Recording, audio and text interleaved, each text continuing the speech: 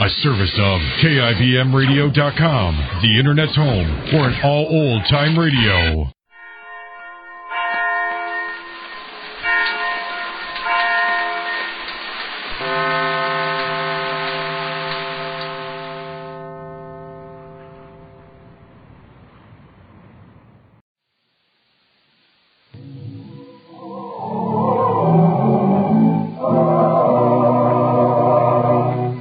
Greatest story ever told.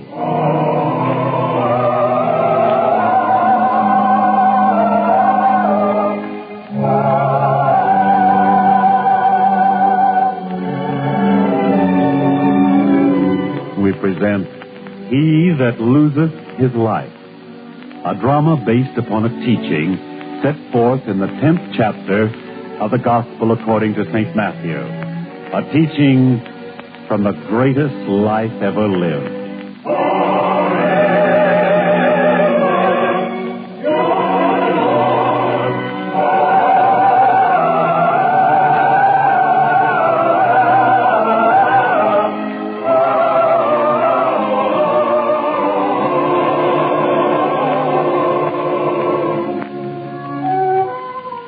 In the northern part of the province of Galilee, there is one man whose name you are bound to hear most often, Amos of Gischala. For his wealth is great, and his influence upon the people of that area is even greater. When Amos prospers, everyone prospers. And in a season when his crops are small, there is hardship in the town. But this is no day to talk of hard times. For today there is feasting and celebration on the great estate of Amos. There's laughter and music and great joy everywhere, except perhaps in the heart of Amos himself, as now he stands watching the festivities. And though there is a smile on his lips, one can see by looking closely that his eyes are not smiling. Sir, Amos, it is almost time to serve the meat. Then serve it. I thought, sir, that you would care to make your announcement first. The announcement? This great feast and all to make the announcement, and yet you have forgotten? I have not forgotten. Find my son. I will tell these people the reason for this feast. Yes, sir, I will find him at once.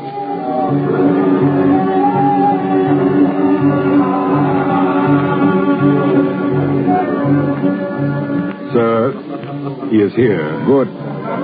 Well, Jonathan, we have a hostly duty to perform now. Do we, Father? Surely you did not think that I have given this great feast without purpose? Of course not. What did you say? I was only agreeing with you, Father. Whenever you do anything, it is for some purpose. Then perhaps this time you will approve of my purpose when you hear it. Samuel. Yes, sir? Quiet our guests. I wish them to hear this. Yes, sir. My friends, guests of my master, please, a moment of quiet, for he wishes to speak to you. Please, quiet. Thank you, Samuel. My friends, first I bid you welcome here. I ask you to eat and drink your fill, because in that way perhaps you can share this great day with me. And it is a great day. For the reason I will tell you now. Jonathan, come forward. Here. Stand beside me. Yes, Father. Today, my friends, my son becomes more than my son. He becomes a partner in all my lands and estates. Yes, it is true. From this day forward, his word is as important as mine. His command of equal weight. His agreement to anything as much a legal bargain as if I had given my own word. Yes, today he becomes more than my son. Well, Jonathan, have you nothing to say? Please, Father, don't make me. I insist that you do. All right. But remember, you insisted. My friends, this and perhaps but not for me. For before being made a partner of the great Amos, I would have preferred first to really be his son. Jonathan. Excuse me, Father. but you insisted. My friends, the news must have been too much for him. Truly, he did not know what he was saying. Let it not diminish your pleasure. Eat, drink, sing. It is my wish that you be happy today. Musicians, come, let us hear some happy tunes.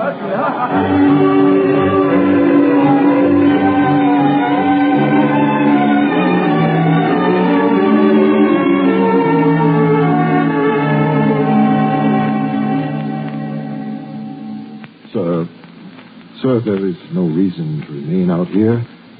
It is growing dark. They all left so early, even before half the food was consumed. Look, whole oxen untouched and turning cold. That boy, he drove them away with his foolish words. Please, sir, do not talk about it. Has there ever been a boy who has been given more?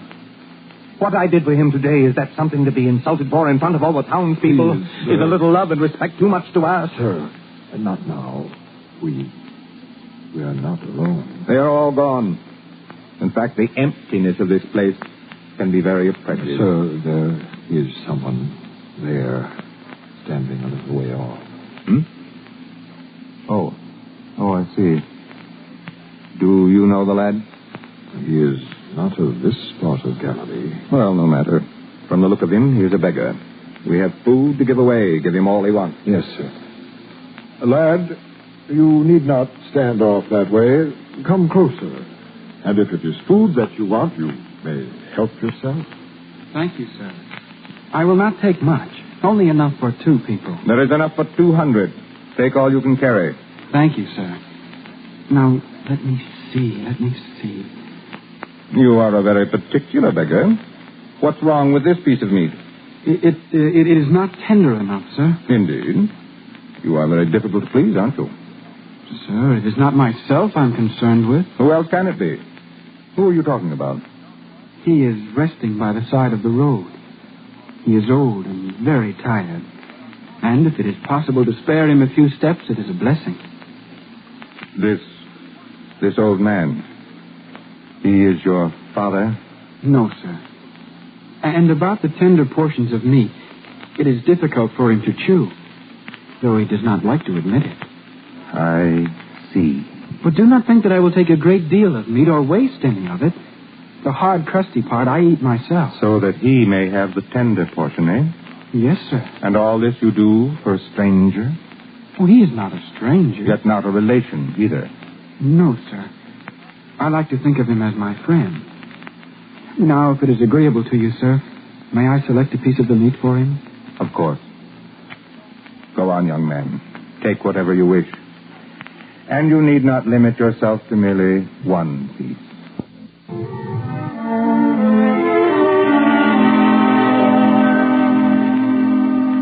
And here, Jude, the greatest surprise of all. Look, meat, freshly roasted. Some kind man has been giving a feast, Aaron? Yes, sir. And obviously he prepared for a great many more people than actually came there. For there was much food left over, a great deal. Well, then it is our good fortune. We must thank God for his goodness and then eat. For you are hungry. I can see it in your eyes. At least this time there's enough. And this piece of meat, notice how tender it looks. Very tender. And because it is, I wish you to have it this time. Oh, no, sir. I like the crusty part. You know that. Well, then, Aaron, I ask you to make this sacrifice for my sake. You take the tender part this time. Please, Jude. My friend. What? Forgive me for intruding, but after the lad left my place, it struck me suddenly that he took nothing with him to drink. It is very kind of you to be so solicitous, my friend. I have brought this pitcher thinking you might like to draw some cool water from the well. Thank you very much. Aaron, why not go and fetch the water now, lad? Oh, yes, Jude. I will be back quickly. He is a fine young boy, your friend. Oh, yes, I am very fond of him.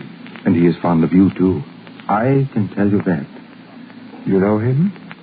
No. But I saw him select this piece of meat you are preparing to eat. I tell you, it was difficult to please him. Yes, I know. He worries about me a great deal. And now, my friend, you wish to speak to me about something? What? Well, no. You can tell you're a troubled man, and there was also this. A man intent on seeing that we had cool water to drink would not have brought an empty pitcher. To be very truthful about whom the boy spoke so lovingly, for whom he chose food so carefully, I wanted to see what kind of man you are. What you are saying to yourself, then, is this man is old and poor. He has not even enough to eat, and is clothed in only a simple, coarse garment. What can he give this boy? I didn't say that. But you thought it. Am I right? Yes, Jude, you are right. The boy is devoted to you. I tell you, not many fathers receive as much love and sacrifice from their own sons. Oh, I see. I might as well admit it. I am very sorry for you, my friend. I cannot understand it. I have given him everything that it is possible to give, yet he does not love me, and yet you... I'm sorry. And yet I, who seem to have nothing to give, receive so much love and consideration from Aaron. You were going to ask that. Yes, I'm desperate to know why that is. My friend, I am on the way in a journey which will take me back to the one I hold most highly in all this world. Perhaps you have heard of him. Most people call him merely the Master, for they do not yet understand fully his mission on this earth. The Master? Yes, I have heard stories, rumors. Surely it cannot be true what they say about him. And if I were to give you my word that it is true? That he has healed even the blind and the lame and the lepers? True. All of it. And you think he can help me? Perhaps if you and your son were to accompany Aaron and me. If you think he can help me, I will do better than that. I will arrange at once for a caravan to take us there. We will go more swiftly that way. This time, perhaps there is something to be said for going slowly. You mean you want us to walk the hot, dusty road? Yes. My way is quicker and more comfortable. My way is slower, perhaps, but might prove to be better. Will you come? If my son agrees, yes.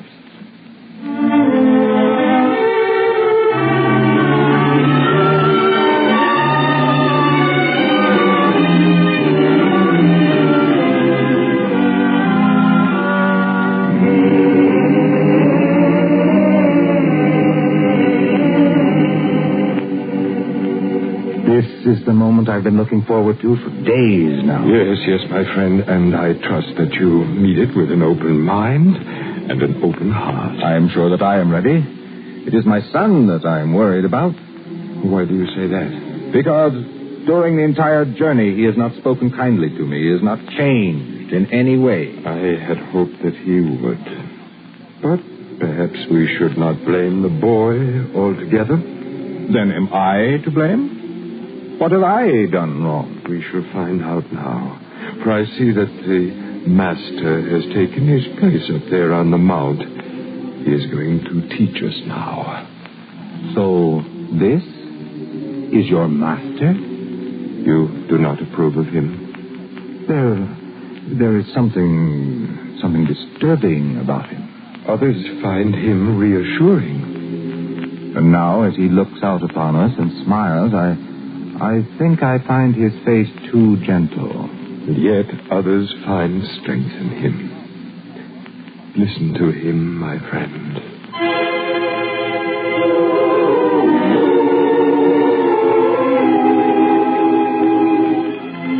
No man can serve two masters, for either he will hate the one and love the other, or else he will hold to the one and despise the other.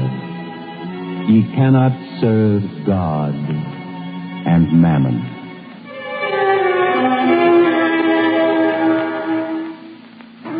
A sound teaching, Jude, one I approve of and live by.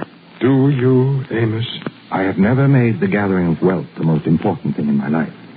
I have given away a great deal to charity. I have even offered to share everything with my son. And yet he did not accept it. Now, there must be a reason. I am waiting to hear your master teach more.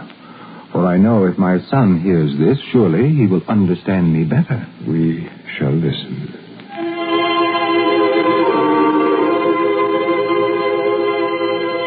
He that taketh not his cross and followeth after me is not worthy of me.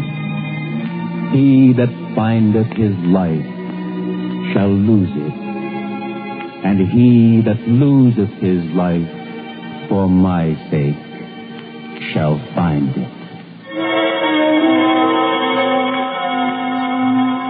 He that taketh not his cross. If it puzzles you, my friend, it is because you do not know what will happen to our Lord, but we, his chosen disciples, do. His sacrifice will be great, and if any of us would follow in his way, then our sacrifice must be great too. Sacrifice? It seems he would call on us to sacrifice everything, even our lives. And yet you called him too gentle. Now it seems you have not the strength to follow his way. My fortune, I give of that. I do not place anything before the importance of serving God. Yet he has asked for life. For you, not for your wealth. Now what is your answer, Amos?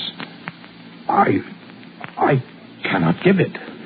I cannot give it. Amos, Amos, come back.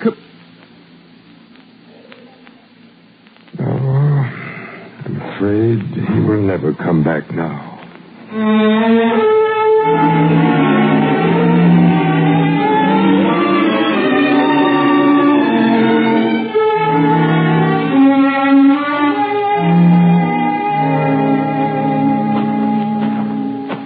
It was not wise to come all this way on foot, my son. I do not find the journey burdensome. Is that all you can find to say to me, your own father? Please, Father, I do not wish to quarrel with you.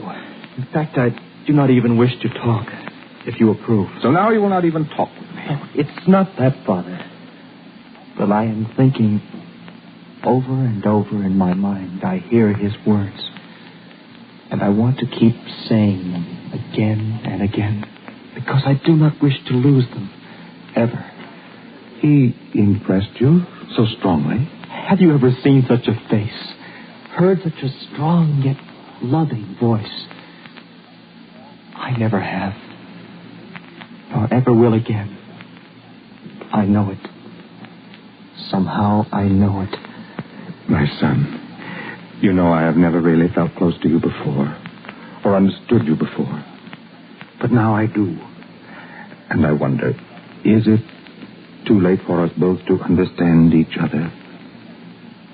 Is it? I wish I knew, Father. Yes, of course. It is something to see in the future. We must go on. We must return home. Jonathan. Yes, Father? Stand still. Stop where you are. That bell. A leper. Yes, my son, careful. We must not approach him, or allow him to approach us either. Yet I cannot see. He is forbidden to walk the road like all other people. Perhaps he comes through the field. I will find out. Leper, we hear your bell of warning, yet we do not see you. Where are you? Make your presence known. The law requires it. Do not be afraid of me. I will make no effort to come close to you. But please, wait. I must ask you something. Careful, son. Stand where you are. We see you now. You men travel north. Surely from where you came, you have heard of the Master. The Master? We have seen him only 2 days ago. Then you know where he is. You can tell me, please. For once I have seen him, once I have stood in his presence, I will be healed. I believe it. I know it. He is only 2 days' journey from here. 2 days' journey. For those who can walk the roads openly and freely, it may be 2 days' journey. But for one like me who must walk the untracked fields, it is not 2 days, but 10 perhaps, or even more. So if you know, tell me this. Where can I find the master 10 days from now? Where? Jonathan, I had never realized before how these poor creatures live. All I have ever wanted to do was to be kept free from them and safe. Yet, when you see them, you begin to know what suffering there is in the world. If only I had enough gold with me, I would buy him a donkey to help him in his journey. I should like to do something for the poor man. Are you helpless without your gold, Father? So, that is what you think of me. Well, I will show you. Leper, I cannot tell you where the master will be 10 days from now. But I can tell you this. Wherever he will be, you will be. Father? Yes, Jonathan, I will go with him, leading him, helping him, seeing that he is fed. And we will find the master together. Father, have you taken into account the risks? This may cost you your life. I know what I am doing. Did not the master ask that a man give up his life to find it? And did you not ask me if I was helpless without my gold? No, please, Father, don't let my words goad you into doing anything you will regret. For once in my life, I will do real charity from within myself. And I will not allow gold to serve as my messenger. If I must risk my life to help this poor creature, then in God's name I will do it. There is only one thing. Yes, Father. You will not come with us. But, Father, there is nothing to be gained by you risking your life, too. I forbid you to come with us. And remember, I am your father. It will be as you say. Good. And now I wish to test myself. Leper, I ask you to draw close to me. The law forbids. And does the law forbid a clean person from coming close to a leper? The law does not say as to that. All right, then. Father. Now, my friend, come. I will take you to the master, so you may be healed.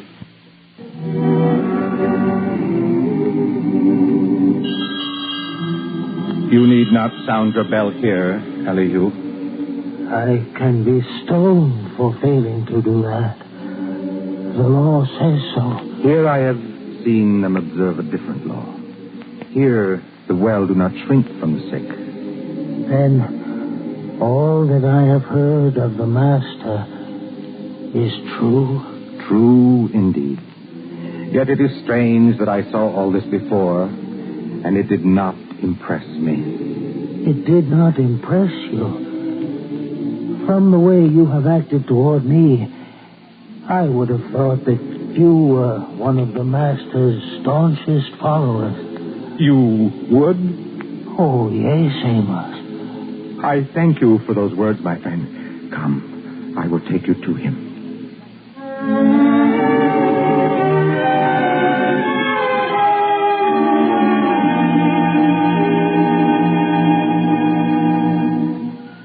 Here, my friend, is the Master. All that I had thought and dreamed he was, I can see now that he is. Then go to him, Elihu.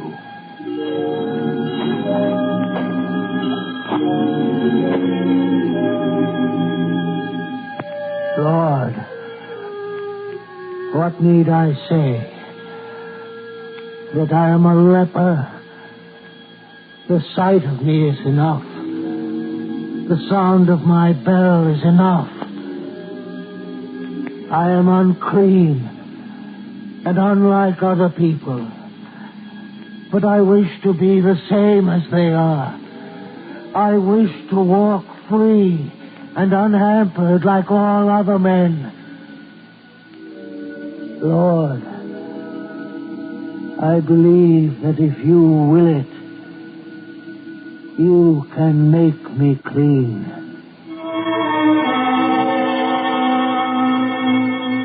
Lord, you raise your hand to help him.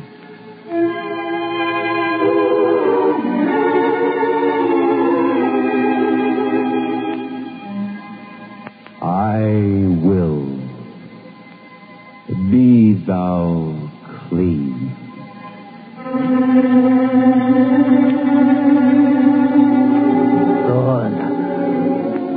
Lord, my flesh is clean, whole again. I am healed.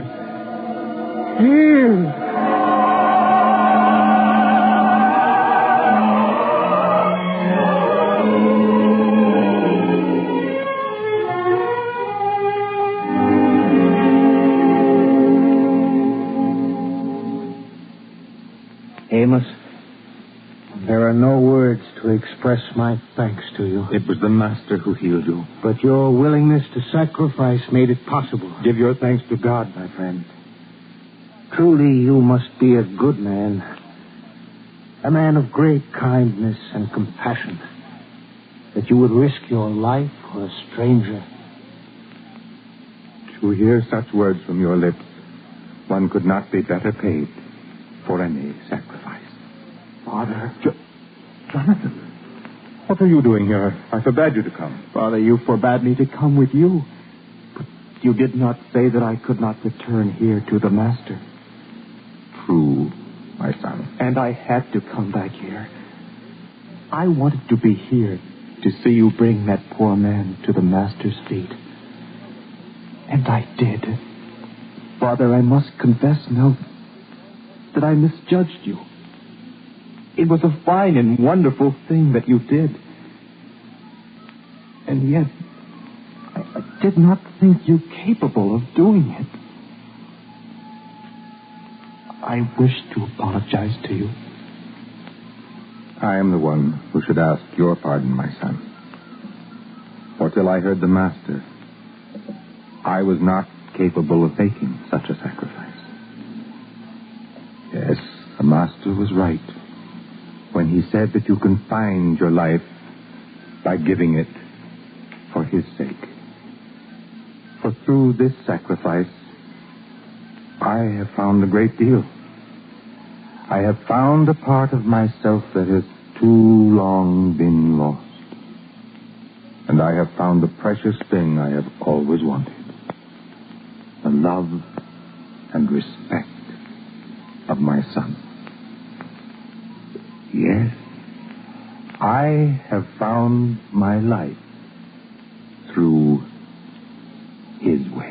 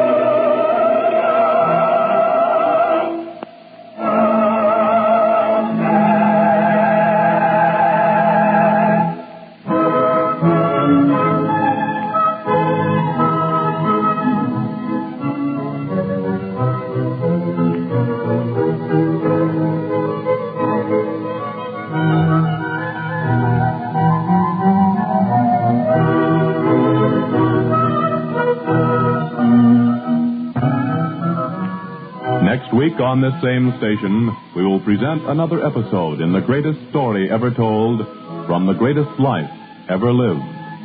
This is the United States Armed Forces Radio Service, the voice of information and education.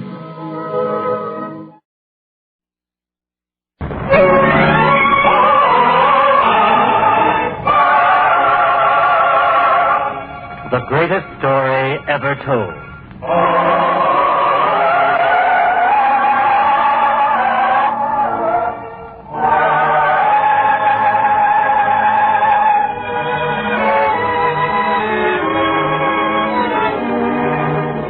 present Go with Him Twain, a drama based on a teaching from the Sermon on the Mount, as set down in the 5th chapter of the Gospel according to St. Matthew, a teaching from the greatest life ever lived.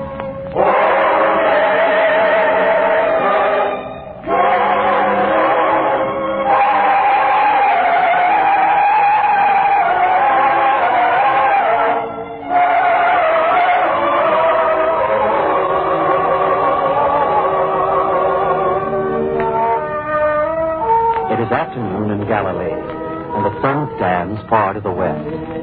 But there are some people in Galilee who do not notice that the day is almost gone. For they are gathered at the foot of a green sloping mountain, and they gaze upward in reverence and intense belief as the voice of the Master reaches out to them. Yet if there's any one faith that can be deemed to be more intense than all the others, it is that of the young boy Abner. He holds tightly to his mother's hand, and he looks upward, his eyes fixed on the Master's face. Everything is true, Mother. Everything. Of course, my son. Else the Master would not say it. I didn't mean that. I meant that everything that Father used to say about him is true. Yes, Abner. So the very day he died, your father was a strong believer. And he was right. Yes, my son. Now be still. There is no teaching to hear now.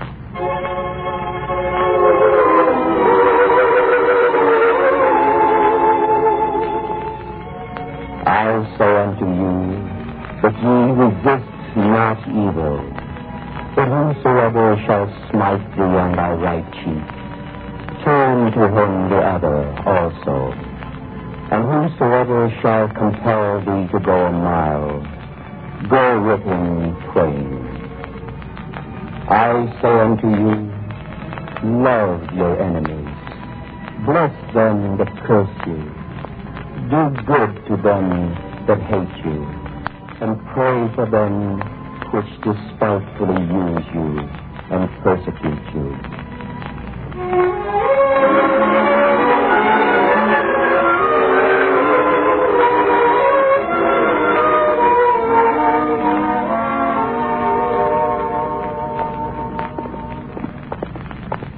Mother, there was another thing we heard the Master teach.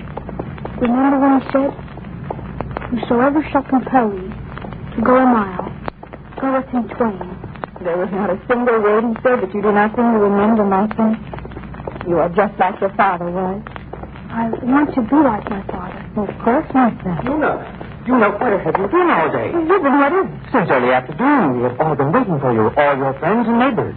Been to hear the Master. We had no cause to worry about We him. do not know if we have cause to worry as yet. We must find out what the man wants before we come to any conclusions. What man? Perhaps you can tell us.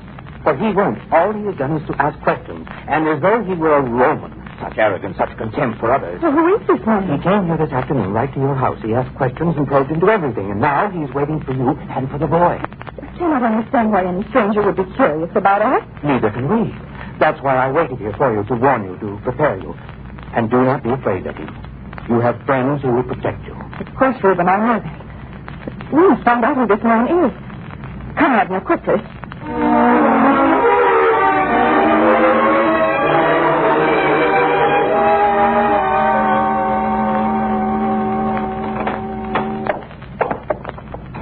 Sir, you have been waiting for us? Are you the woman you know? Is this your son? Yes, sir. No, one moment, please. What are you going to do, woman? You have left 2 lamps. I must put one of them out. All is too costly to be wasted in such a manner. A little bit of oil, and you must be so frugal with it. Well, isn't that hard to understand when one has had a chance to look around this place? You have been spying on us? I have been looking about this miserable little place, if that's what you mean. You have no right to talk to me in this way. Who are you? Come, boy. Come here. Mother. I'm here for your own good, boy, so do not be afraid of me. Mother, no. Boy, I am your grandfather. My grandfather? But you are Samson. Yes. Now I wish to see my grandson. See what kind of a child he is. Come here, boy. Abner, you must usher in. Yes, Mother. Look at you. These are not clothes, but rags. They are clean. Yet they look as if one more good washing and they'd fall to bits. They are the best we can afford now. Oh, I know that. I know that very well. I've looked about this place. Handful of grain in the crock there. Enough dried lentils for perhaps one meal. Can you not explain your poverty to me? It has not gone well since Joseph died. They did not go so well before that. As I warned him. Mind you, I am not a rich man, but a comfortable one. So he could have been if he'd listened to me, instead of shaming me before all my friends. I know how you feel about me. You need not say it. Think that he could have married a girl like you. An orphan with no dowry, no family. Instead of the girl I had selected for him. He was headstrong, and it brought him to a bad end. And it has brought his son to such a low place in this world. It is not a low place. My father and I, we're as decent as people can be. Oh, yes, I know about that, too. I've not been idle while I've been waiting here. I've been asking. I've been learning. You have been to hear the Master teach. Yes, sir. We are not ashamed of it. So the poor of Galilee have finally found themselves a prophet. It would be amusing if it were not so tragic. But we are wasting time. Woman, I want to talk to you alone. Why alone? There's a decision you have to make. It would be better if the boy were not here. Now, please. Edna, wait outside, boy. I'll stay here with you, Mother. You may need me. Well, such loyalty. I wonder what it is, woman, that has earned you such loyalty. First from my son and now from my grandson. What sort of spell do you cast over them? The boy will wait outside. Please, Edna. Yes, Mother. But you know, I heard her. You hear? Boy has spirit, I'll say that for him. Master, what is it you wish of me? Woman, I will be blunt. You've taken my son from me. You ruined his life. You've done a great deal of harm with your headstrong attitude. Now, I ask that you do not do the same thing to my grandson. You want the boy? Yes. You cannot have him. I knew you would say that. I know also that it would be useless for me to offer you money. Do not think I have underestimated you. You are very shrewd, aren't you? I do not flatter myself as to being shrewd. I try only to be practical. What you will not do for gain, I think you will do out of good conscience. My conscience does not trouble me. The boy is well brought up. I know that. I can see it. Except, of course, there must be some nights when you go without food so the boy may have enough. And if I do? Then there are other nights when, despite your sacrifice, there's not enough even for the boy. We have managed to exist thus far. Woman, remember that I have looked around this place. What will you feed him tonight? The dried lentils, some bread. And tomorrow? What will happen tomorrow? We have kind neighbors. Exactly. You have nothing to look forward to except the charity of others. Perhaps you do not understand. Oh, I understand. For you to become a serving woman would mean that you'd have to neglect the boy, and you do not wish to do that. Yet if you do not, there's nothing to eat save for the charity of others. It's a difficult situation. I'm not one to be blind to it. The only thing that gave me cause to hope that you would be reasonable... No. Oh, I know how you feel, woman. The thing which overwhelms you now is that you realize I'm right. No future for you and the boy together. If only it were possible. Well, if you have any thought that I would take the two of you in, pull it out of your mind. Now, as I said, there is a decision to make. Do not flout before me the fact that you love the boy. It's not unusual that a mother loves her child. Ask yourself this. Do you love him enough to make a sacrifice so that his security will be assured for the rest of his life? That will be the real test of your love. I cannot give him up. You will make a beggar of him with your love. You will have him live with a handful of dried beans between him and starvation. I wish you had not said this. Night after night, I lie awake thinking the same thing. What will happen to us tomorrow? The day after? What will happen to us? You owe it to the boy to give him a chance at a decent life. And without him, you will have a chance to rebuild your own. Do not let your love for him destroy the two of you. That would be selfish. You would promise me that he will be well taken care of? He will never want for anything. Not food or clothes or instruction in the temple school of Jericho. He will have everything I can give him. I believe you. But there is one thing more that I must ask. Yes? That you will not discourage the boy's belief in the master. I promise that, too. You are very quick to promise. Why not? I have every confidence he will outgrow this foolishness. Then you do not know the boy. Perhaps. In any event, I give you my word, I will not tamper with his belief. Well, have you made up your mind? I must talk to the boy first. I can wait.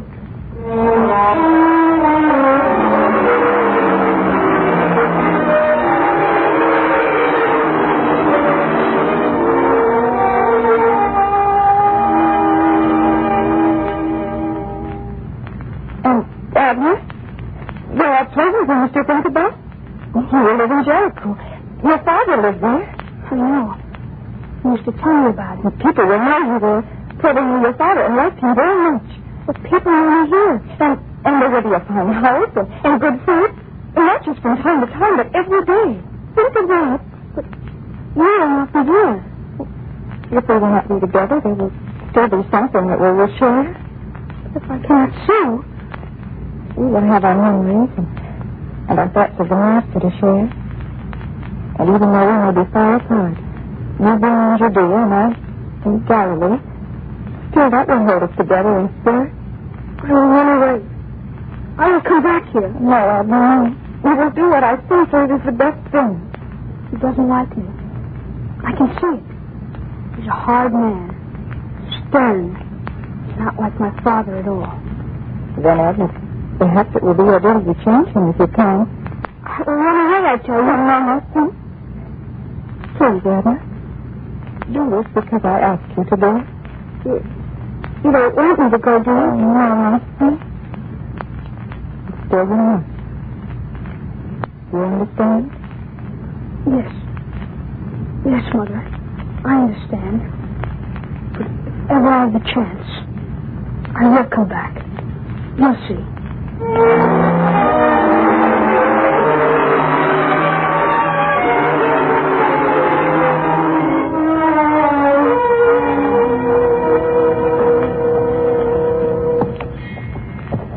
Well, boy, I suppose you are looking forward to the life that is ahead of you, Possibly trying to imagine what it would be like, No, sir. No? Well, then perhaps it is time you did think about it. For example, during the day, you will study under learned teachers. In the evening, you will tell me what you have learned. We will sit on the roof of my farmhouse in Jericho, talk about all manner of things. You say so, sir. It would do no harm for you to become used to calling me grandfather. I do not think I can say it, sir. And why not? I am your grandfather. Yes, sir, but I do not think... Please, sir. Come, boy, I will not be hard with you, but neither will I pamper you as your mother seems to have done. Now, you will say it. Go on. Please, sir. Don't make me... Say the word. Say it, I tell you. Yes. Yes, sir. Grandfather? Good. Perhaps now that you have said it once, it will come easier to you the next time. And another thing, you might as well get used to discipline. But I can tell you now, you will not be allowed to grow up as your father was. You will know what discipline is, what obeying means. You understand? I think so, sir. You'll find it easier that way in the long run. Now, soon we will arrive in Japhia. I will see that you get a good meal into you. You must begin putting some flesh on those bones of yours. Then we will spend the night and continue on with our journey in the morning.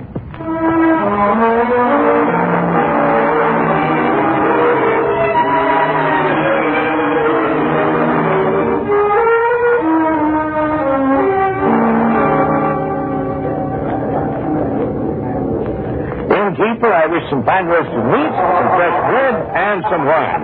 My grandson's a very hungry lad. Abner? Well, say something. Yes, sir. I am hungry. He's a bit shy, eh, sir? Well, you think a boy would be excited about going on a journey with his grandfather? Oh, come, lad. Let's see you smile. Come now. No, wait, no tears. A smile. Let me see you smile. Leave him alone. Oh, well, of course, sir. I was only trying to be friendly. Then leave the bread and the wine, quickly. It's all ready, sir. I'll have only to serve it. Strange for a boy to be so uneasy with his own grandfather. See here, Abner. You will not insult me in this way.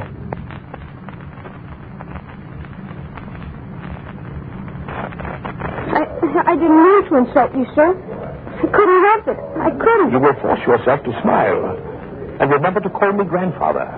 I will try, sir. Grandfather. Remember, grandfather. Oh, you innkeeper, you're back. Yes, sir. How long have you been standing here? Just a moment, sir. No longer than that. I do not like people who eavesdrop.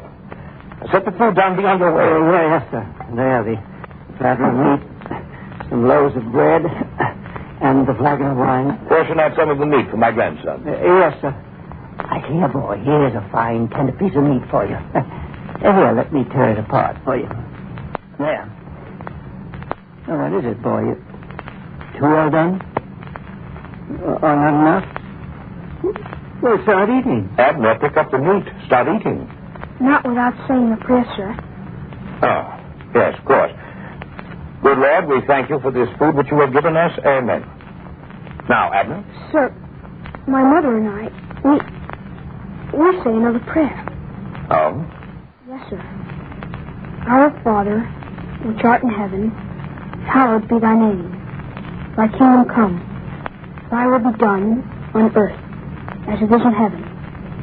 Give us this day our daily bread, and forgive us our trespasses.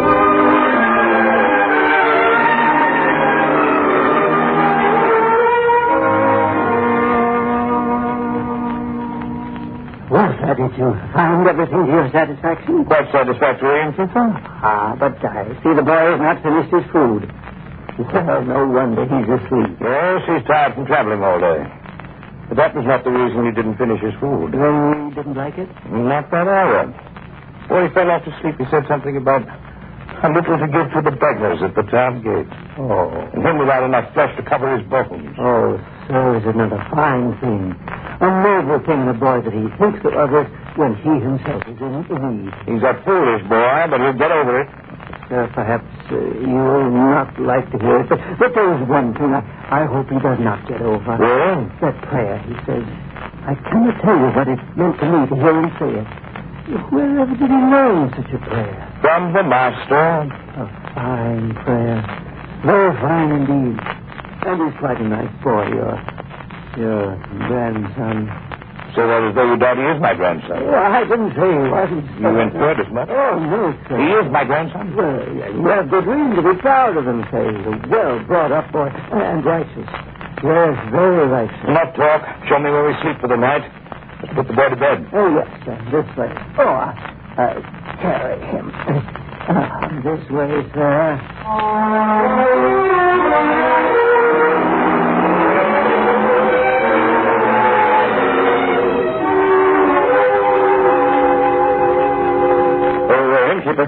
Innkeeper. Yes, sir. Yes, sir. Is there something I can do for you, sir? More food? More wine, perhaps? No, but you can tell me something. I noticed you carrying a boy into the common sleeping room a moment ago. Oh, yes. Tired little fellow. Fell asleep at the table inside. Tell me, do you know that boy's name? Abner was what the man called. That's what I thought. I knew that I had seen him before. He is my own town of Cana. Oh? But the man he is with, I do not know him. Really? I tell you, it is strange. I suspect him. He claims the boy's his grandson. But it's difficult to believe. For one thing, they have nothing in common. They're as different as two people can be. And what I am thinking may be right. You think that they're not related? And that the old man has stolen the boy and was making off with him? The boy is from Cana. I am sure of it. What is he doing here with a stranger? I begin to understand. Boy with a bright mind, a likable boy. Not such a good price as a slave. So that's what the man is up to. Well, he will not succeed. Keep watch. Make sure they do not leave here. And I will go to the town elder. You can depend on me, but hurry.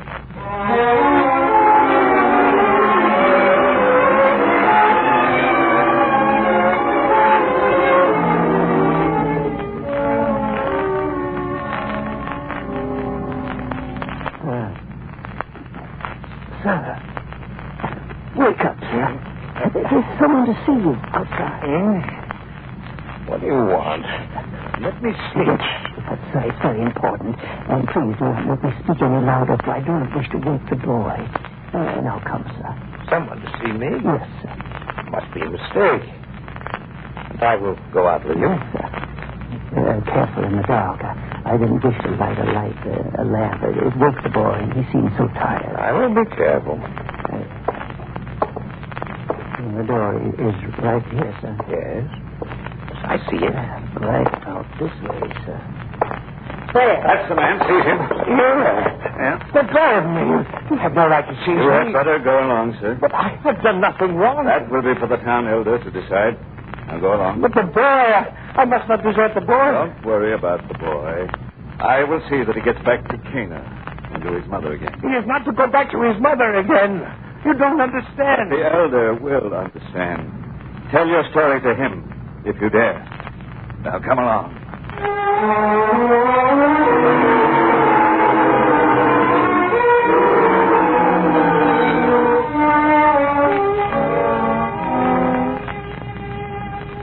You keep saying that you're the boy's grandfather, yet you cannot prove it. But I am. Tell me, Aaron, have you heard of the boy having a grandfather? No, sir. I only know that the boy is from Cana. I recognized him at once. And I know that he and his mother are very poor. True. And I was taking him away from that poverty. You mean you were separating the boy from his mother? Yes. Such a statement alone would make me suspicious. I tell you, it's the truth.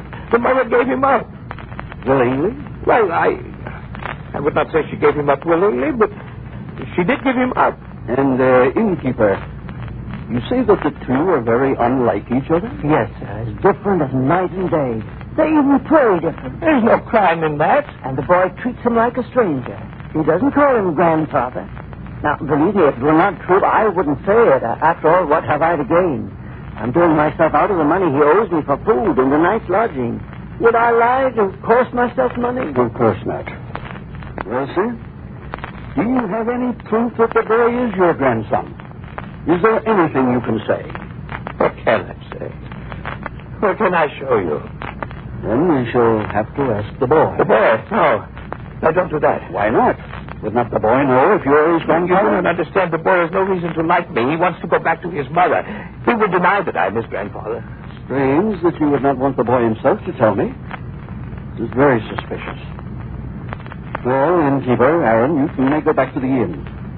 This man will stay here, and I will ponder this thing till morning.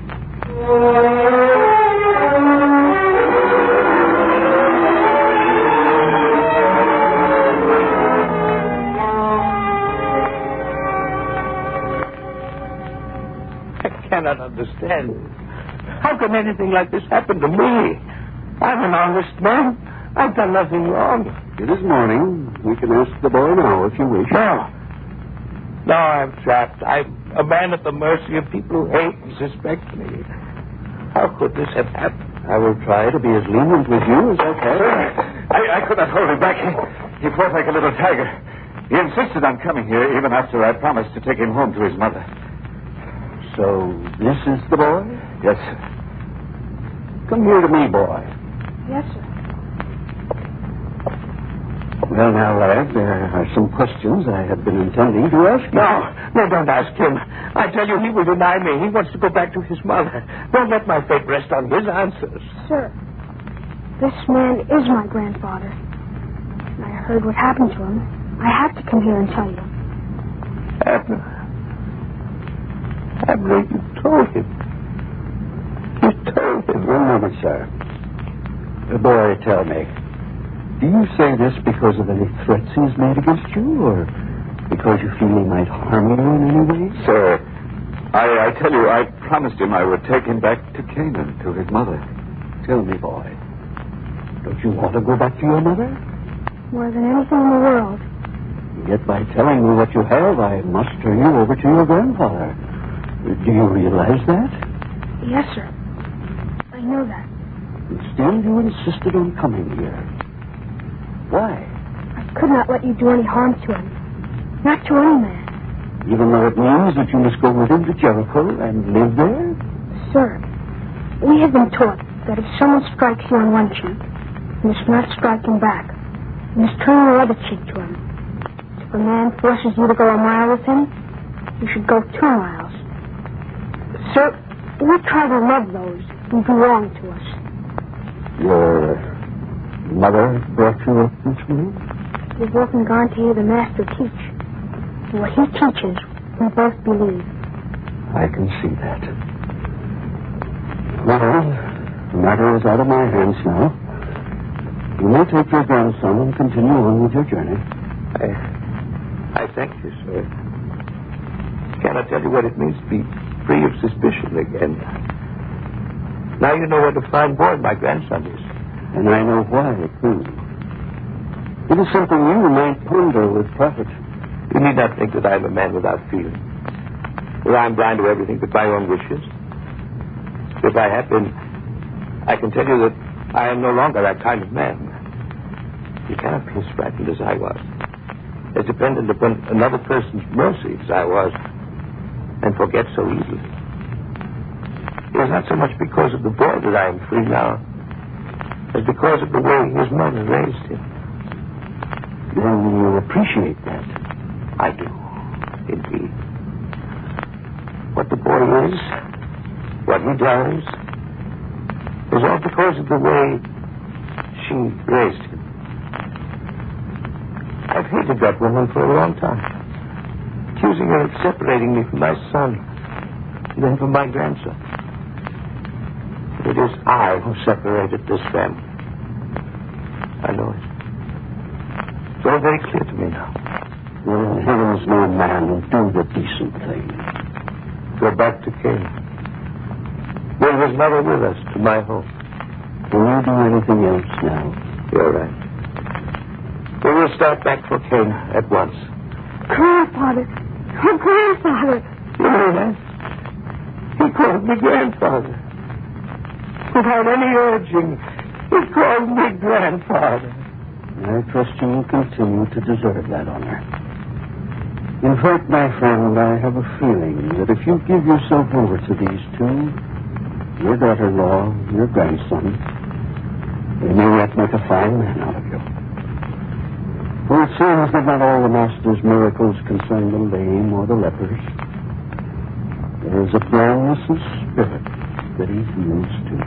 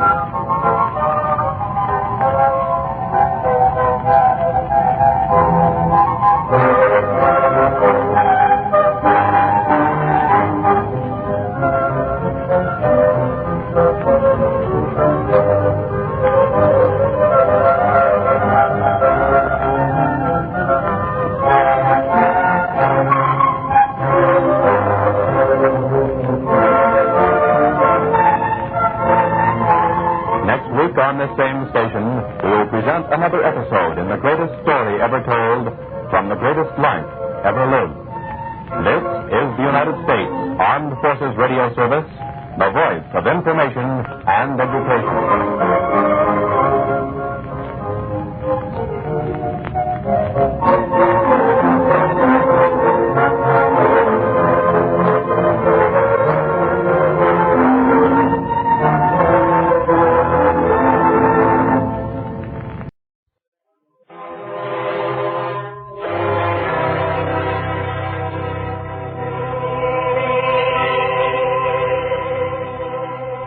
Greatest story ever told.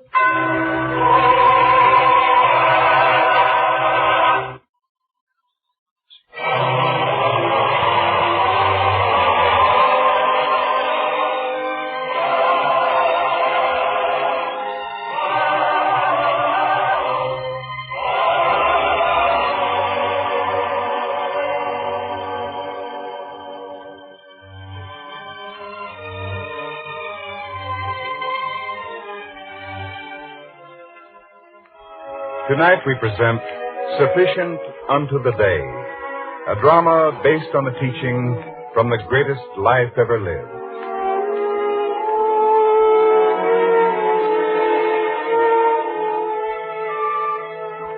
The town of Chorazin in Galilee stands on the flatlands of the Galilean plain. Yet from there one can see in the distance the hills and mountains of North Galilee. And between the town and the hills lies many small farms. Well, one of these modest farms belongs to a man named Raphael, and it's in his home we find him now, looking out intently, thinking. Raphael. My dear. Raphael, it's already past dawn and you're still here. The cows are waiting to be pastured. And the sheep should be let out to graze. That's what I'm thinking about. I don't like the look of it out there. There was a haze yesterday and you said there'd be a storm. But there wasn't. And what did I lose by being careful? A whole day's work, that's why. I suppose it would have been better if I'd let the cattle and sheep out and they'd been driven apart and lost in the storm. I suppose that's better, huh? No. You can't be too careful, Ruth. I learned my lesson not once, but many times. You never know when something's going to happen. You have to be prepared. The haze seems to be lifting. Isn't that the sun? Yes, it seems to be coming out. Maybe it'll be a good day after all. Where's Mara? Out to the well for water. When she comes back, have her fill the troughs with water, too. When the cattle return, they're to have enough to drink. Yes, Raphael. Raphael, don't you think she works too hard? For a girl, I mean. If the boy were still with us, she wouldn't have had to work so hard. As it is, we must each do our share. She has her work. Let her do it. Yes, Raphael, I shall tell her as soon as she returns. And I'll be in the fields keeping an eye to the livestock and plowing. I shall be back for my meal at dusk. Yes, Raphael. Mind you, Mara's to fill those troughs.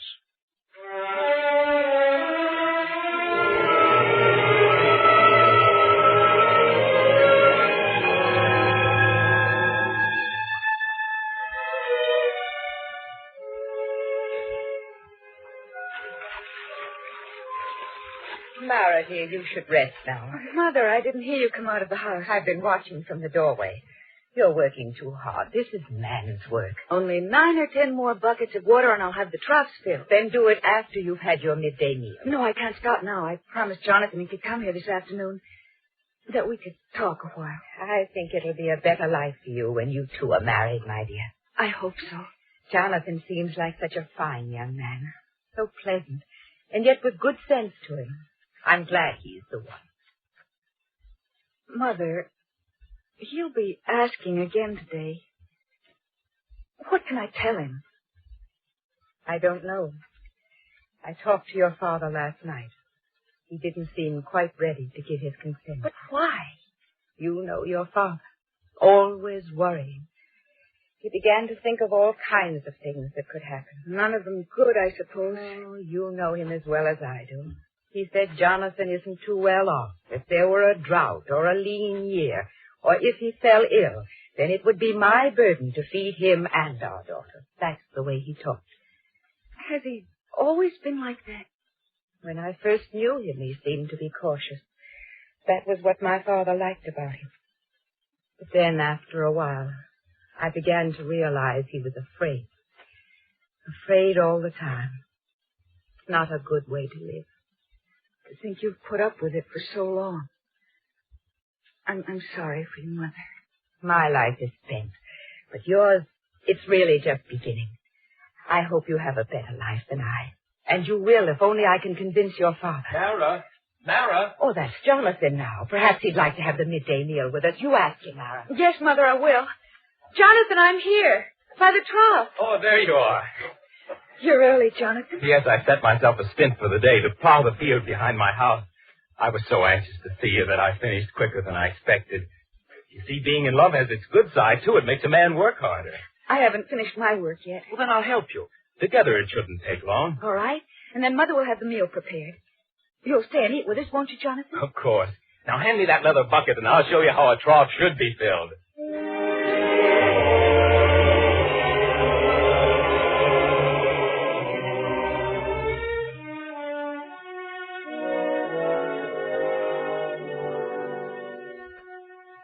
They say you can see the daughter 20 years hence by looking at the mother today. Well, I'm satisfied with what I say. Jonathan, where did you learn to flatter that way? Your fine meal has inspired me. Oh. When I think that Mara will soon be cooking food like this for me, well, What's the matter?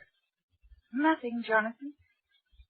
You both seemed so jolly and smiling till I said something about our being married. And the smile went out of your faces. What's wrong? Jonathan, my father hasn't decided yet. You mean he's decided, but the answer is no. Please, Jonathan, don't judge him harshly. He's had his share of trouble in his life. My own name, Mara, it means bitterness. Bitterness because I was born just after my brother died, victim of the plague. My father wanted another son. Instead, it was I. You know how much a son means on a farm. But is that something to make a man bitter? Is it, Ruth? He used to say it would be that way. He used to fear it would be a daughter instead of a son. And it was. But that was so long ago. I know. He seems only to be aware of two things. The misfortunes of the past and the evil that might come tomorrow. I know his trouble. He's afraid. He has nothing to believe in or trust. That's right. But what can we do about it? We can do a great deal. He'll go with me to hear the Master. That's what he'll do. The Master? He cures the sick, makes the lame to walk. And Raphael is neither of those. Everyone talks of the miracles. Why don't they talk more of the strength and courage he's given men? That's what Raphael needs, I know. What do I need, young man? Oh, Raphael, Raphael, back so soon. You said by dusk. Is there something wrong? Is there something wrong? People talk about me behind my back. If I had the time, young man, I'd stop to find out what I need. But there is no time. We must leave. We must leave here at once. Leave? What are you talking about? This time it won't get any of mine. It won't get me. What won't get you, Raphael? What won't? Plague. Plague? You mean there's plague hereabout? Who told you? Raphael, the plague. The last time you know what happened. It won't happen this time. We're leaving here. But where will we go? Up into the hills, away from everyone. The evil that brings the plague seems to strike where the most people are. Well, we won't be here when it comes. Wait, Raphael. Well? You said when it comes. So I did. Oh, I thought at first there was a plague here in the town, perhaps. Only a fool would wait for it to strike. We must do something. Now, Raphael, before you go doing anything rash, tell me what you heard, where you heard it. I was out in the fields when a lone rider came by. He stopped to ask for a drink. After he drank, we fell to talking. He's a messenger for an official in Tiberias. Part of the news he carries is this. Just to the north of Phoenicia, there's a town that has plague now. Oh, to the north of Phoenicia? Well, that's so far away it could never reach here. Couldn't it? The last time, more than 20 years ago, there was plague there. And there was plague here, too, afterward. And my only son was killed by it. Well, I won't wait for that to happen again. Raphael, I have no right to tell you not to go. But I think I do have a right to ask about Mara. Right? You have no rights over my daughter. She has only to obey her father. That's the law. Then you propose to take Mara with you? As long as she lives under my roof, she is subject to my command. But you're running before your fear like a ship before the wind. It's not fear to exercise caution. It's good sense. Good sense? To be so afraid that you can't think straight? There's no plague here, and yet you'll flee your home and leave your land at planting time. I'm older than you are, Jonathan. I know about all the things that can happen, about dangers, and how to avoid them. Raphael, would you do something I ask? What? Would you come with me to hear the Master? Can that ward off the plague? Will you go with me to hear the Master? I have no time. Have you at least time to listen to something I heard the Master say? If it doesn't take too long. I was there the day he said it. The Master had been teaching a long time. Up on the mount he stood. The disciples stood around him listening. The Master talked of having faith in God, His goodness, and of not having fear of what tomorrow will bring. And then he spoke the words I remember best of all.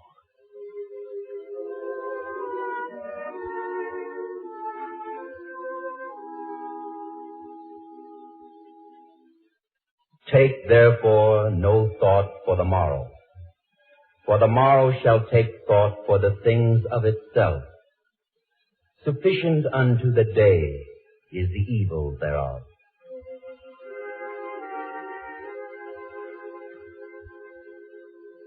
There's a good deal for you to think about in that, Raphael. Is there? Don't you understand, Raphael? Doesn't it mean anything to you? Take no thought for tomorrow. Sufficient unto the day is the evil thereof. Fools talk. Who's going to worry about tomorrow if I don't? Raphael, please, don't be so hasty. With the plague on the way, I'm not going to stand here and argue. You have to understand, Raphael. The Master meant to have some faith in what tomorrow will bring, not to be constantly afraid of it, not to live in fear all your life. Do well what you have to do today, and you'll be better prepared to meet what tomorrow brings. And that's exactly what I'm doing. If I want my family to be alive tomorrow, we must leave here today. There's no convincing you, is there? There is not. Then, Mara, I must speak to you. Are you going? Are you leaving here, too? Please, Jonathan. Are you? If my father says so, I have no choice. I'll be waiting for you, Mara, when you come back. Jonathan. Goodbye. May God bring all of you back safe.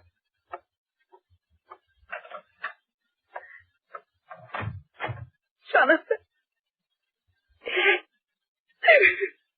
Mara, please, don't weep. This isn't the end. We've no time for weeping now. There's a great deal to do, and we must hurry.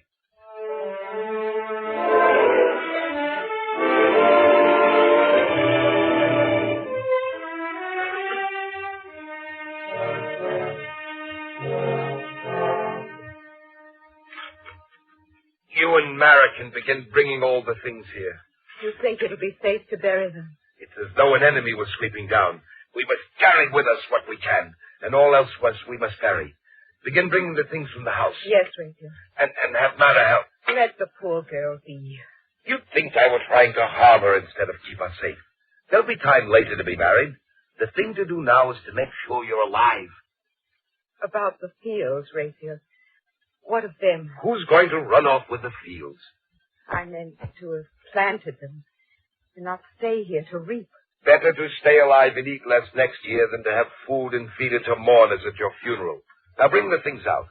Everything we're not taking with us. I'll bury them here and leave some rocks for markers, and we'll be free to go.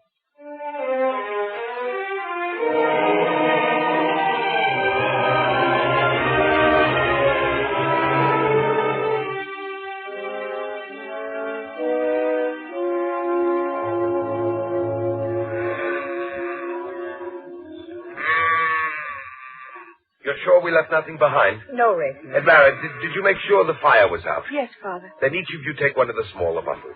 Do you know where we're going, Rachel? I have the place well in mind. A cave that I found as a lad.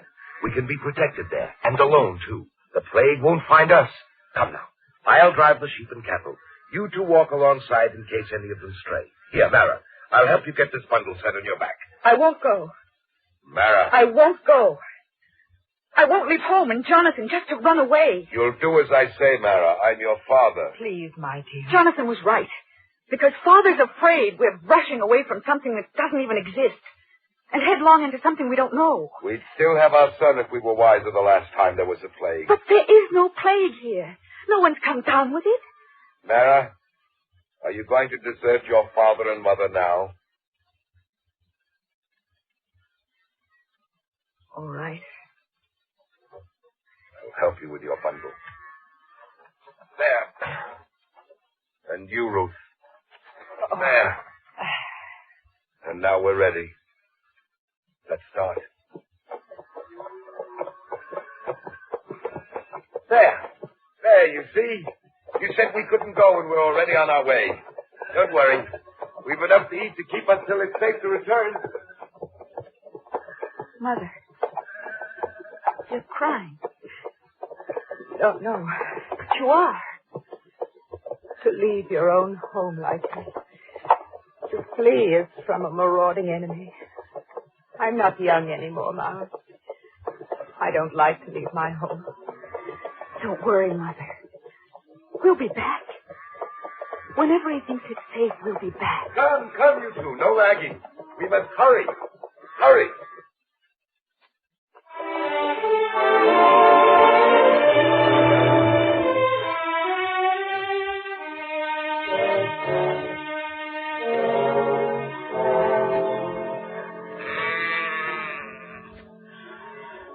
Come, both of you, it's here. And it's just as I remembered the place from my childhood. Come, look at it. Is this the cave, Rachel? Yes, Ruth. Why do you look so disappointed? We're to live here? For weeks? Months if we have to. It's not so bad. Come in. Look around. There. Is it bad? Safe, snug against all kinds of weather. Cold. Damp. Dirty. We'll clean it up, and we'll get a fire started. Once we do that, you'll see it's a good, safe place to be. Mara. Yes, Father? Is this the place? You too? You don't like it either? Should we like it? If it saves our lives, yes. Now, don't stand around bemoaning your lot in life. There's nothing wrong with the cave that hard work can't fix. Mara, you're to fetch water from the stream we just crossed. Ruth, you're to begin cleaning up this place. We can live here, and more important, we can be safe here. Let there be a plague, let others die, but we'll be safe. Now, let's start working.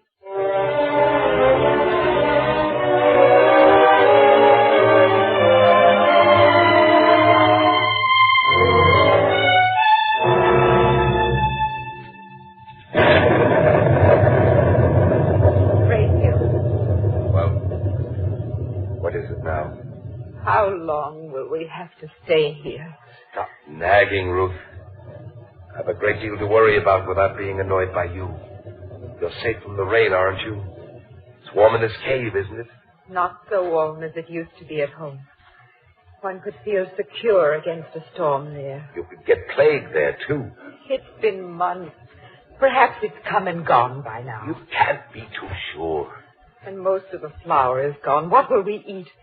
We'll kill another lamb. You can't live only on meat. You don't starve on it. Then we won't go back soon. We'll go back when I think it's safe. I was thinking about Mara mostly. You think about Mara. Well, I don't. I have more practical ways of spending my time. I've got more important things to worry about. My daughter's happiness is important to me. I'm doing what's best. Besides, now it's time. We should worry about other things. What other things? One of the sheep was attacked by a wild beast today. It was carried off. You didn't tell me. I didn't want you to worry.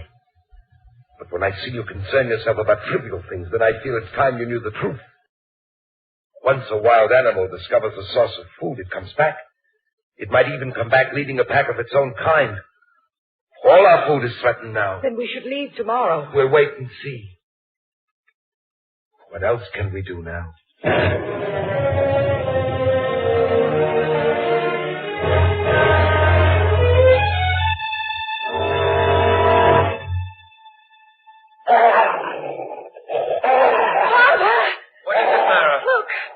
Into the cave. Back to kill more of our cattle, eh?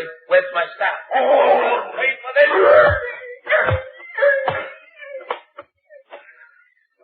Father, he came right into the cave. Yes, they grow bolder all the time. 3 remaining head of cattle, and still they come back. Well, I beat him off that time. I was coming back from the stream. I heard Mara cry for help. What happened? Those beasts, one of them even ventured into the cave this time. Into the cave? Then we're not safe here ourselves any longer. No. First the flour gone, then the barley meal. Now even the animals. Only 3 left. How long can we go on living on that? You're right, Lou. To stay on here any longer is too dangerous. We shall go back tomorrow, and let's hope it's safe. Let's hope the plague is over.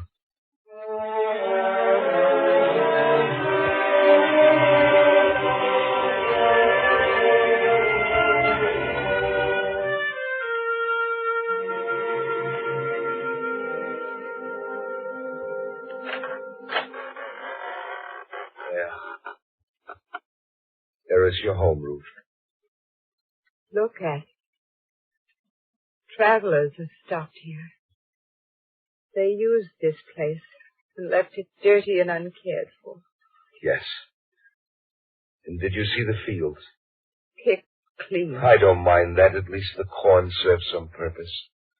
But the stalks left to rot there, the whole place overgrown with weeds and grasses. This used to be such a fine place. It will again. If we can live long enough to work it. What do you mean, Father? Food for the coming year, we have none. We'll have to live on roots and herbs and wild fruit. Well, we must start someplace. I'll build us a fire to keep us warm. Someone left some twigs. One of the travelers, I guess. I'll help you, Father. No, you must be tired. I'll do it by myself. You see that your mother rests. The things one must do just to stay alive. Sit here by the hearth, Ruth. I'll have the fire going soon. And I'll brew you a drink from some herbs. Sit here, my dear.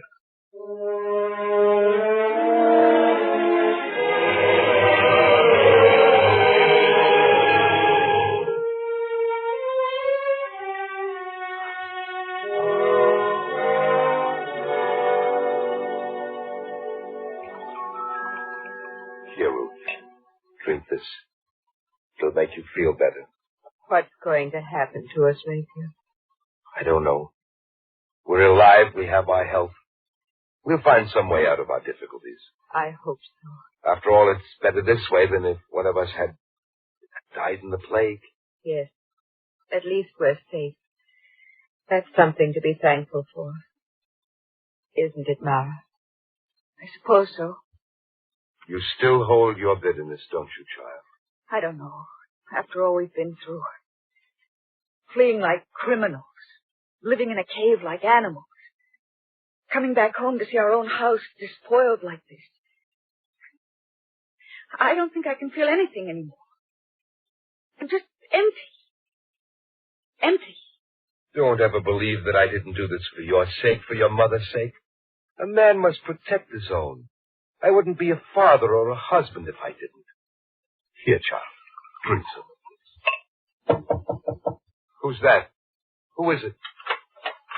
Mara, Raphael, this time it is you. Jonathan. Oh, Jonathan. My dear, what's happened to you? Do I look so different to you, Jonathan? You look as if you've been through a great ordeal. But as long as you're back now... How did you know? Every day I kept watching for the smoke from your house. And then there'd be days that I'd see it, and I'd come running here. But I'd find it was some traveler using this as a place to spend the night. This time I almost didn't want to come here. I thought it would be the same as before. Oh, Jonathan, you don't know how good it is to be back. To see you again. I waited, Mara. And I would have waited even longer if I had to. You're very fortunate that you're alive, Jonathan. There's been a lot of good fortune around here this year, Raphael. You missed the finest harvest of many years. I know. I could tell from the size of the stalks. But then tell me, how many died of the plague here? Tell me that. Plague? Yes. Raphael, there was no plague. That's not true. You're only telling me that to revenge yourself because I took Mara away to safety. Why should I lie? If you don't believe me, ask the others. We had no plague here. I don't understand it. It seems so certain. The messenger coming down from Phoenicia, he said there was plague. That's right. There was plague in one city to the north, but it didn't spread. No one had it here. No one. No one. No one. And I ruined myself to run away from it. Ruined my farm and my home. Made my family live like beasts of the field. All to escape something that never even happened. Your fear made you do it. Yes. And the crop I should have harvested is lost. The cattle and sheep killed for food or destroyed by foxes. We'll get through the year, Raphael. Don't worry about that. We'll be of the same family now. After all, I couldn't let my wife's parents starve, could I? To think that I would come to this at my age. I thought I was looking ahead, avoiding trouble, doing the best thing for everyone. Instead, I've ruined myself. We'll get your farm in order again, Raphael. I'd have harvested your crop if there'd been time, but there wasn't. And with you fleeing from tomorrow's troubles, you couldn't do the work that was needed to be done today. But a man has to look to tomorrow. If you'd only listened before, Raphael. Of course, a man must look to tomorrow, to prepare, to save, to be ready for tomorrow. All that is good. But to fear tomorrow, to try to escape all the dangers that it might possibly bring, no man can live that way. without failing to do what he should today. It's as the Master said, Raphael. Do right today. Live right today. But don't try to live with tomorrow's troubles today.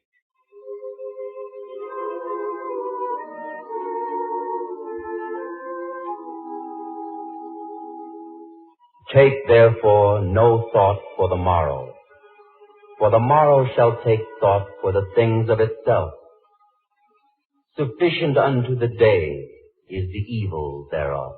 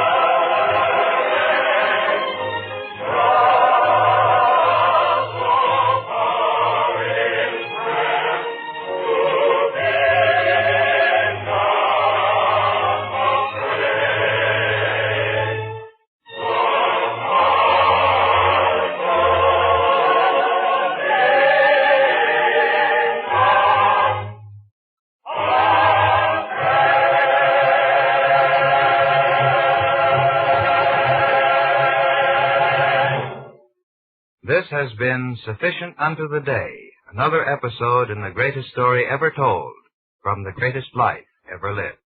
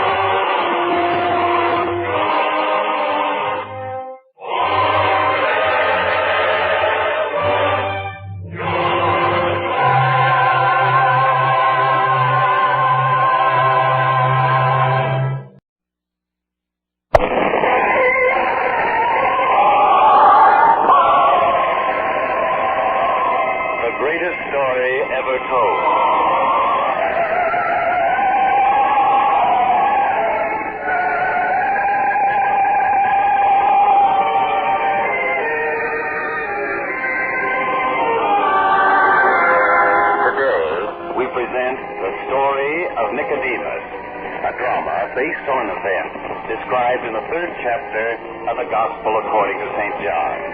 An event from the greatest life ever lived.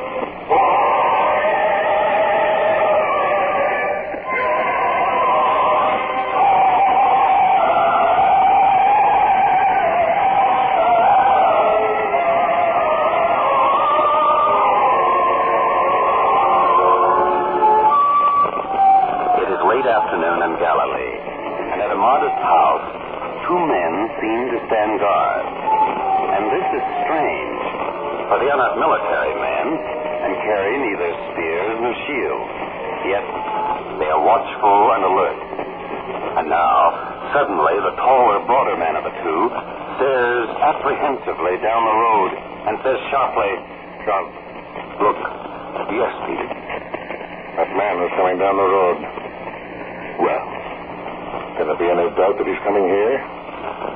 You see, John, he's turning off the road right now and making his way past the fig trees and up this path. He could be coming to call on our host. And he could be coming to see the master with more warnings. We will know now. Good evening, my friends. Good evening. And what do you want here? It is said that the master spends the night here. And if he does? Then I must talk to him. About what? Until I have talked to him face to face, I can tell no one. If you had come here out of friendship, there would be no need for such secrecy. My employer has asked me to observe the greatest secrecy, please. May I see the master? Peter, perhaps we'd best let the master decide that. I shall ask. And you will have to wait here till John comes out again. Of course, then. You must be the one they call Simon Peter. I am. I've heard about you. One of the master's chosen apostles. I am one of the 12. Tell me, what is your name? Cyrus. And your employer, the man who sent you? I'm sorry, I cannot tell you that. Secrets. Always secrets. I tell you, I do not trust things that cannot be talked about openly. In fact... Wait. John is back. Sir, the master will see you. Oh, thank you. Thank you very much. You will find him just inside the house. Thank you, my friend. What did he want, John? Why did he come in such secrecy? That was what influenced the master. When a man is forced to hide an honest act, his conscience must be troubled indeed. Wait. He comes out now. So soon. I have spoken to the master. He has agreed he will see my employer, who will be here after it has grown dark. Who is your employer that he has to move under cover of dark? I can tell you now. My employer is a man called Nicodemus. Nicodemus? He's a very powerful man in Galilee. Now you know his need for secrecy. Why should a man so powerful as Nicodemus have to come here so stealthily after dark? If others found out about it, he might lose his standing and eventually his power. Surely you must know the master is looked on with suspicion in some high places. If you feel that way... Peter, please. Sir, if the master has agreed to see Nicodemus, he will be welcome here, day or night. Thank you again, and good evening, my friend. This Nicodemus, for all his importance, must be a troubled man if he's coming to consult the master. And to have to come secretly by night. He is indeed troubled.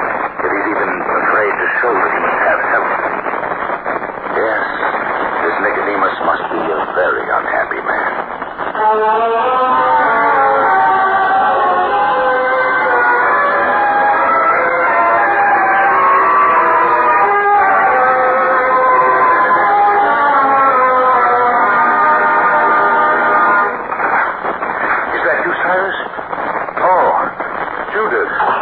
Nicodemus. You jumped like a criminal caught in the act of stealing. You surprised me, that's all. It was more than surprise. I haven't been married to you for more than 20 years without being able to learn your every move in my dreams. You're hiding something from me again. It's nothing, my dear, nothing at all. Did I expect you to tell me? Have you ever told me? Please, Judith, you mustn't trouble yourself about these things. A whole lifetime of not troubling myself. What have I to show for it? You're not going to start that again. Don't I have enough trouble as it is? Please, Judith, leave me alone, please. I'm a stranger in my own household. You know you upset me when you talk like that. Come now, why don't you go to your own room? All this complaining and weeping, I can't stand it. I can't. You have fixed me to go. I'm sorry. I'm sorry. Oh, you're in here, mistress. Yes, Naomi, and she should go to her room. She's not feeling well. Very much upset again. Come, my dear. Come to your room. I'll go with you. You wait here, Naomi. I wish to talk to you. Now, mistress, go, please. I'll be with you in a little while. I'll go with you. I'll go.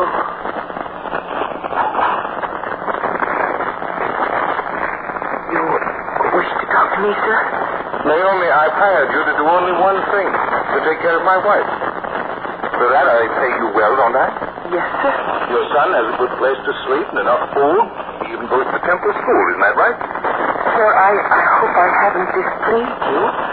I try to do things the way you want them done. I don't ask you to do anything but take care of my wife. She's a sick woman. She should be made to rest. She should be kept in her room on the upper balcony.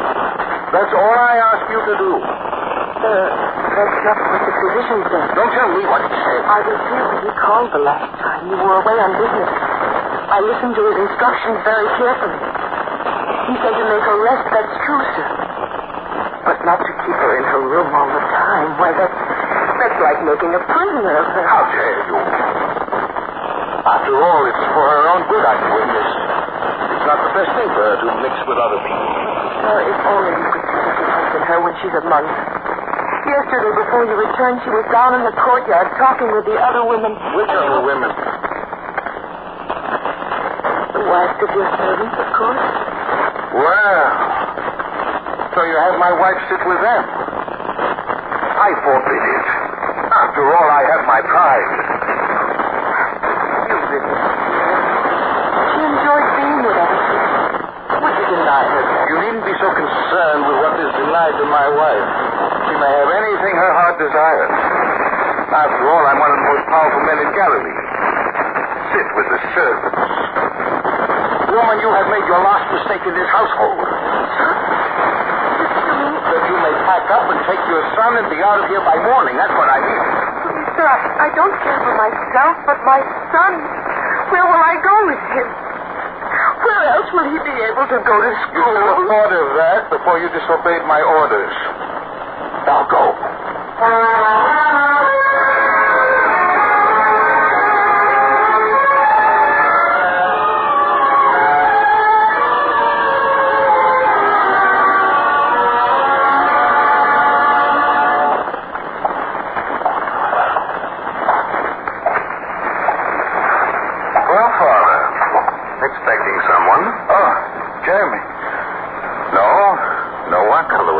Pacing back and forth on the balcony, looking off there toward the road. I thought you might be expecting someone to come here. I wasn't looking toward the road. No?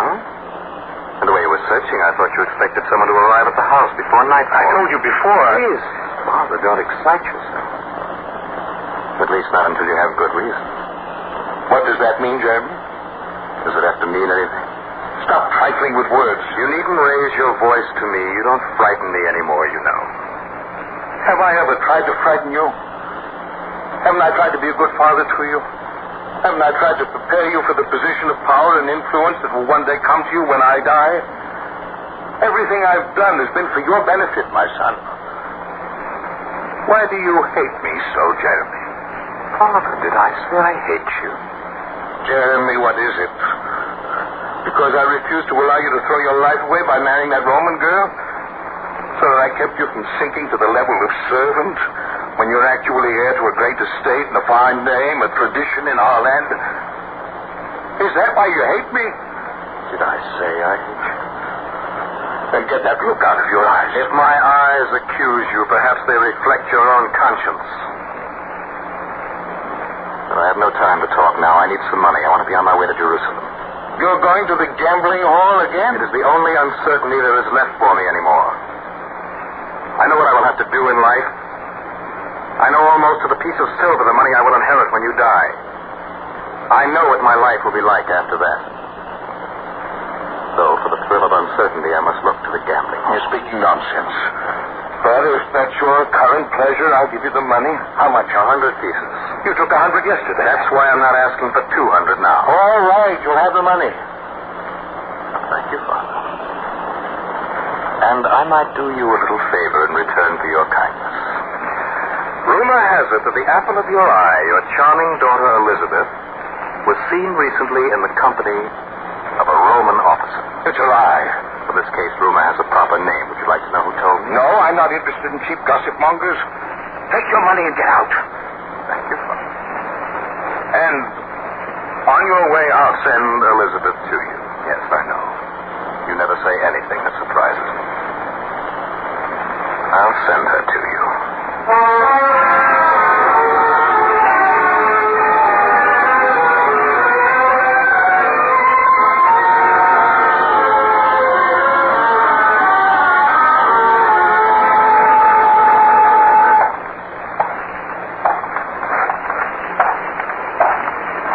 Father, you sent for me?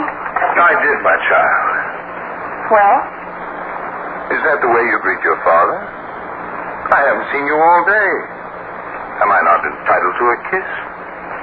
Of course, Father. I've seen farmers give strangers a drink of cold water with more tenderness and consideration than the way you kiss me? Father, you wanted to talk to me. Jeremy told me. What else did he tell you? Nothing. I could tell from his tone of voice that it's nothing good. Elizabeth, rumor has reached me that you have been seen in the company of a Roman officer. Jeremy told you this? What difference? Cursed to have him for a brother. Elizabeth, don't ever say that again. He's nothing but a drinking, gambling fool. Everyone laughs at him, even his women. Elizabeth! Father. Your brother's been a disappointment to me, too. I don't like to be reminded of it.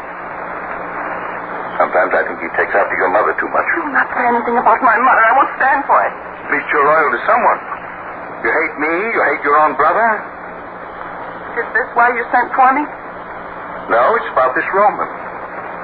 Is it true you've been in his company? And if it is? Answer my question. Yes, it's true.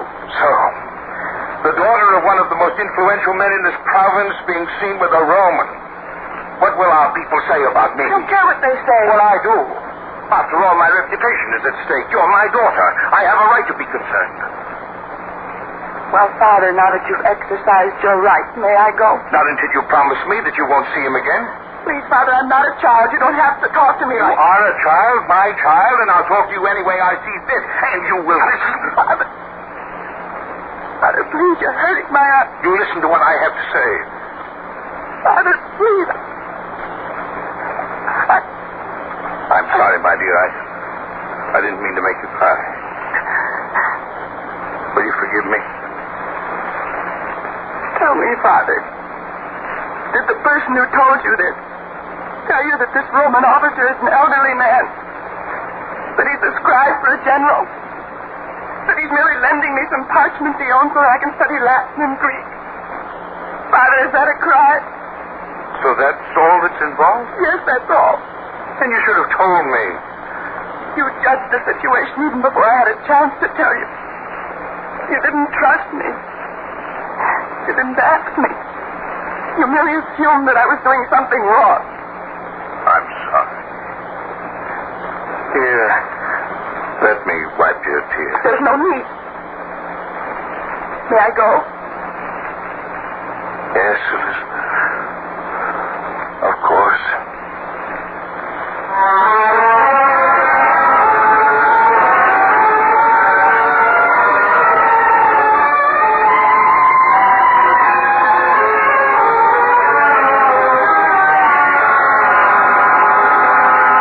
Cyrus, tell me at once.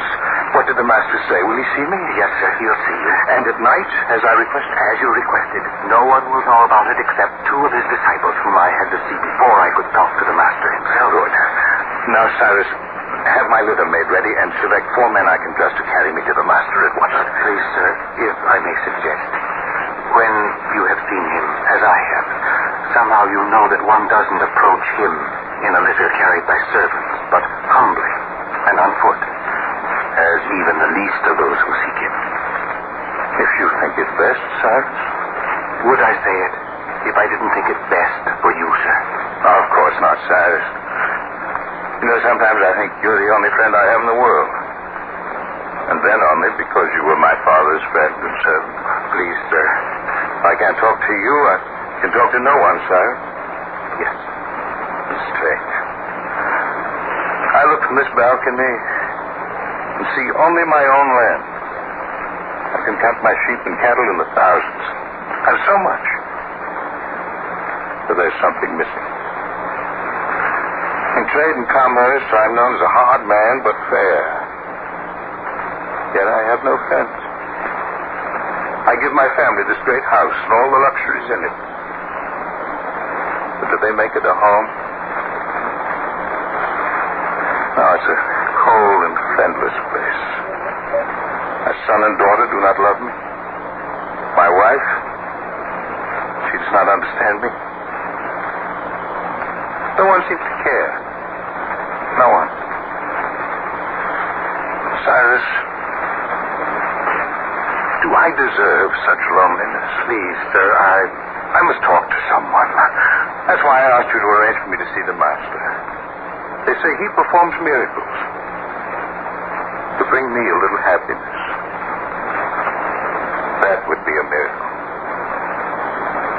make me a man loved as other men are would be a greater miracle. Come, Cyrus, I will go seeking the master. I will ask his help.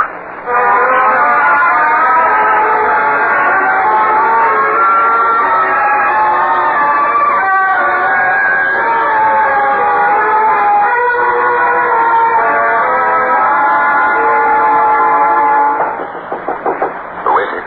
It is I, Nicodemus. Your master promised to see me. One moment. The door, Peter. Let me in quickly. So you are the man. Please, Peter. I wanted to see who it was who had to come here secretly by night. Come in, the master is ready to see you. Is he ready to answer my question? You will find him ready. In here.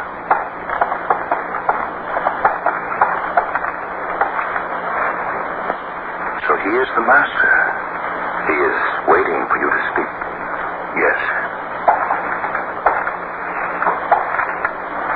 Master, I have come to you because I believe that you are a teacher of God. No man can do the miracles you do unless God were with him. So I've come to ask you if this new life, this peace and happiness you promise, is open to anyone. May I share it? Or is my life destined to be cold and friendless? Master, what need I do to partake of your way of life?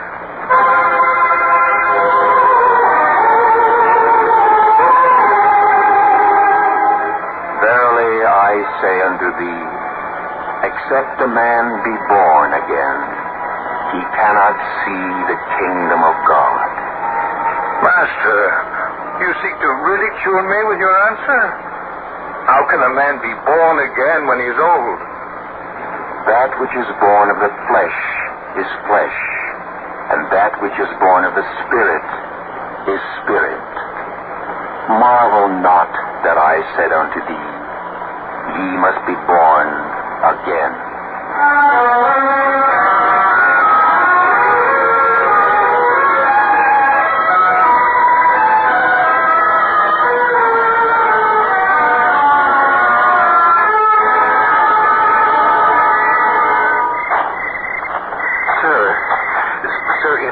So you have not spoken since you left the master's presence. I had such faith in him because of what I'd heard of his teaching.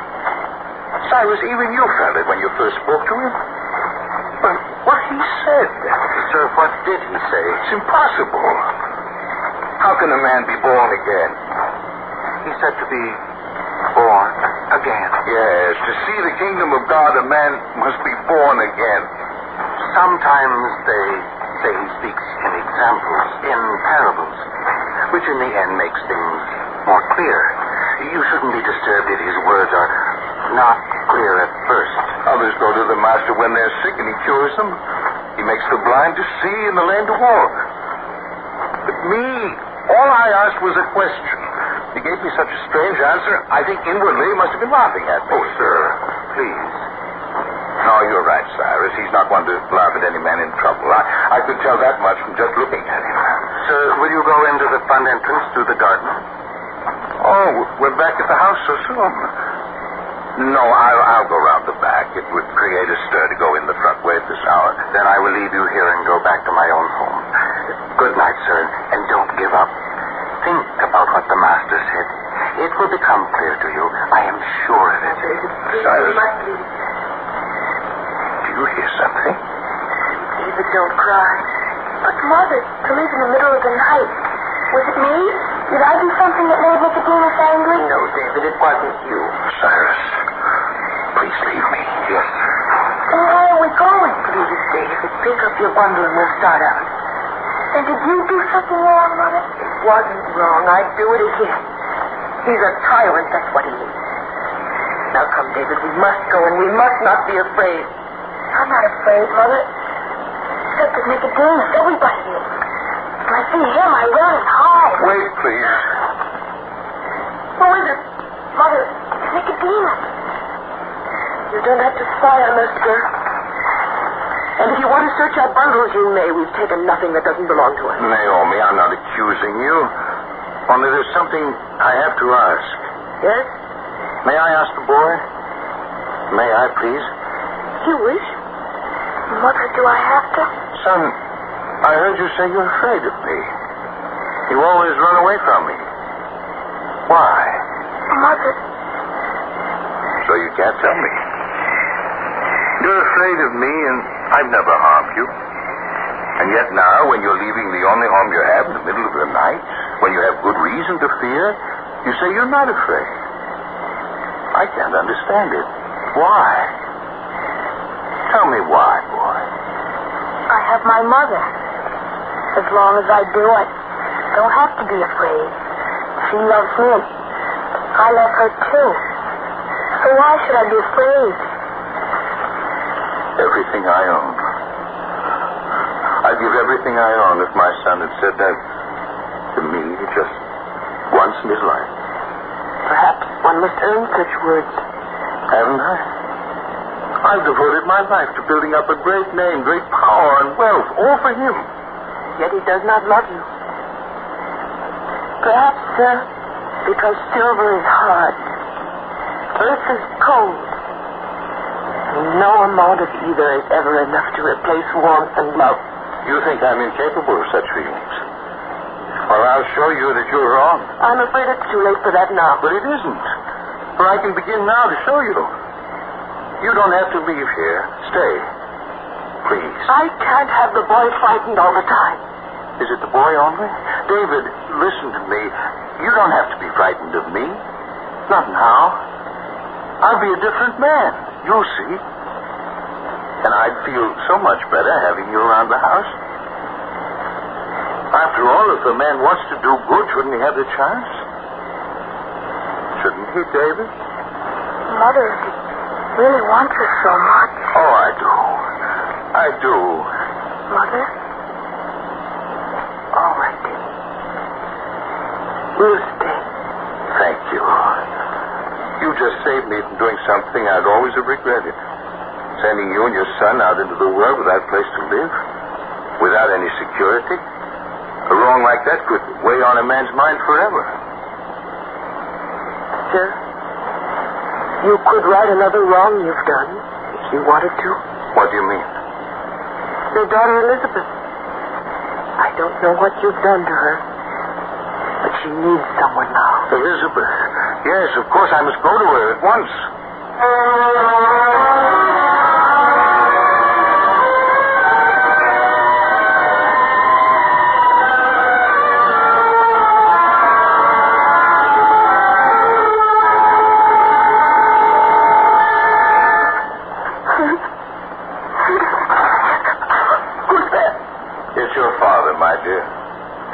Come to make me promise I won't see that Roman officer again. I can tell you now you can't force me. No, my dear.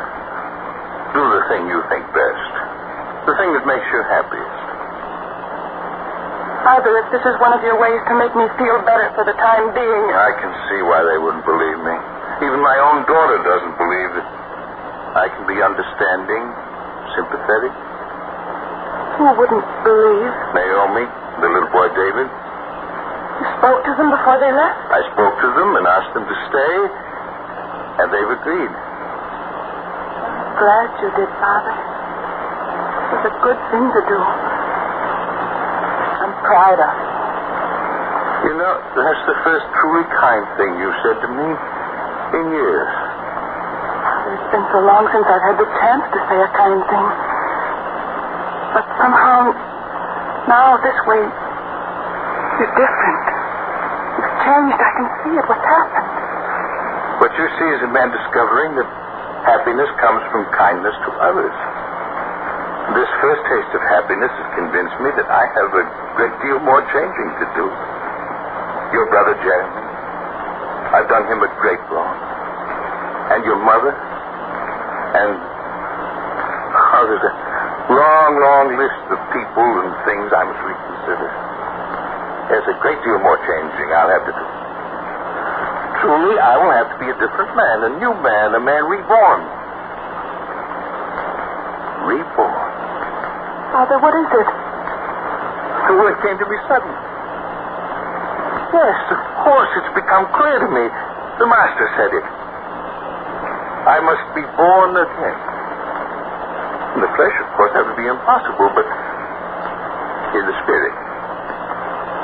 Yes, that's what he meant. A man must be reborn in spirit, must change, must give himself over to love and mercy and kindness. If this could only happen, it would mean so much to me and to Johnny and to Mother. It can happen, and it will happen. Now that I understand, I will go back to him. I will hear his teaching. I will follow his way. And if it takes great effort, I will make the effort. For the reward is great. How can a man expect to attain the kingdom of God unless he strives for it? Changes for it. Is even reborn for it. God offers men much. But a man must make himself worthy of it.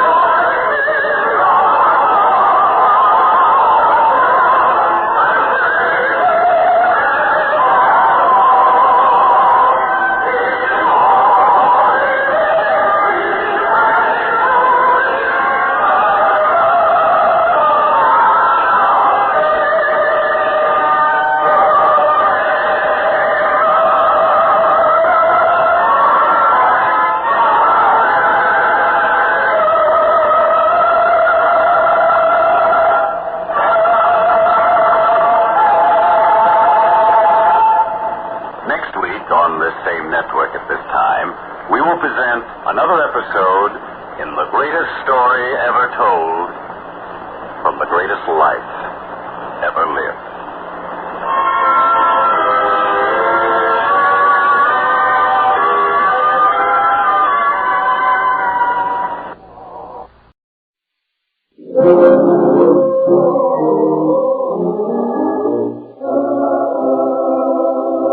The greatest story ever told. Presented by the Goodyear Tire and Rubber Company.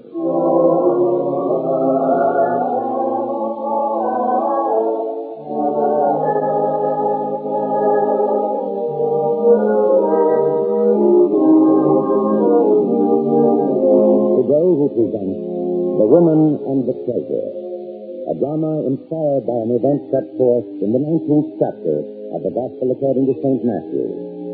An event from the greatest life ever lived.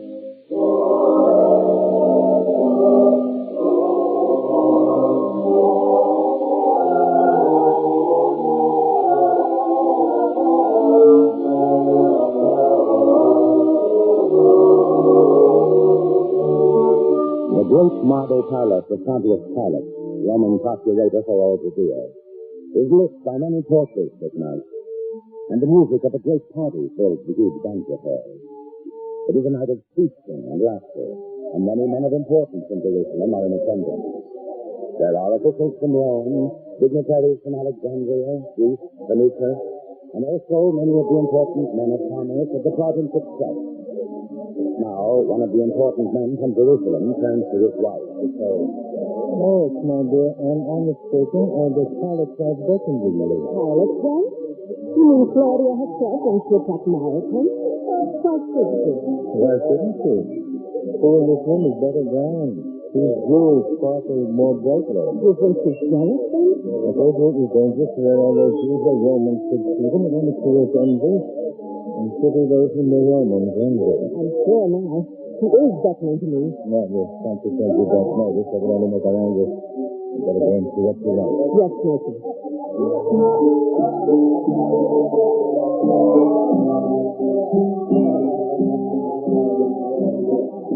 Me, Excellency? My dear, I'll leave all such titles to my husband. You may call me by my name. Thank you, Claudia. Dear Lois, wife of the great merchant Nathan. Are you not? I am. What do you wish of me? Was it the diamonds that attracted your eye? Is there a woman who wouldn't notice such unusual jewelry? But it was more than that. Listen to me closely. As we talk, pretend that this is a casual conversation. I don't understand. We have only to listen and smile and pretend that we are carrying on the kind of idle, useless chatter men always expect of women. There, smile. And nod for friends. That's better. And you wish to talk to me about something at the same time? Yes. After all, he is one of your people. Who? The man who has come down from Galilee. They tell strange tales about him. I'm curious, interested. Does he do miracles? Does he teach about what he calls eternal life? True. I've never even heard of him. They call him the Master. And Pilate has already heard reports from Galilee that many people follow him. I've heard nothing. I'm sorry I cannot tell you. You can trust me. I'm not hostile to your people. Believe me. Then believe me too, for I know nothing. If I did, I would tell you. I was sure you'd know. Sure that I would find out tonight. You see, it's important that I find out tonight. Try tonight. You'll find out very soon when I find out. Try. See that serving woman who makes her way toward us, bearing the tray with food on it? Yes. Listen when she comes home. Mistress, I'm to offer us the food, man. Oh. Yes, mistress. Now tell me. What have you heard? The master and some of his disciples are at a house in the poor quarter of Jerusalem. The door is open, and many stand and listen outside. There is a great crowd. Now, you think it will be safe today? My son waits at the back gate of the palace, ready to lead me there. And I have arranged for several simple ways to cover your son's load. You will be well disguised. No one will know. Good. So I must satisfy my curiosity about this man. Please. Would you go with him? Of course, Claudia. If you wish, then we must slip out of this hall without being too conspicuous. I shall go too. You will find. Yes, Claudia.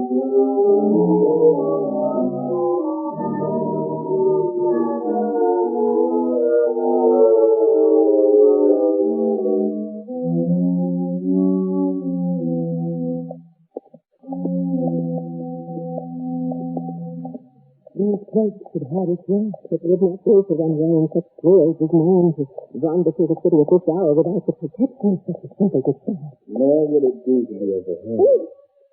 Excuse me. What are you doing here? Excellency, that sounds just question both of us could be called upon to answer. I ask you what you are doing here. Remember, this is my palace. Of course. Well, my efforts to separation the party do cast suspicion on my actions, but I am neither ashamed nor apologetic. I am on my way to seek out a prophet in Galilee. I've heard strange things about him. I want to see and hear for myself. You too? Don't tell me that you, a Roman, also does something. I give you my word, just to suspect where they're going. In that case, shall the two of us go together? I have word as to the place we'll find him. Come, I'll lead the way.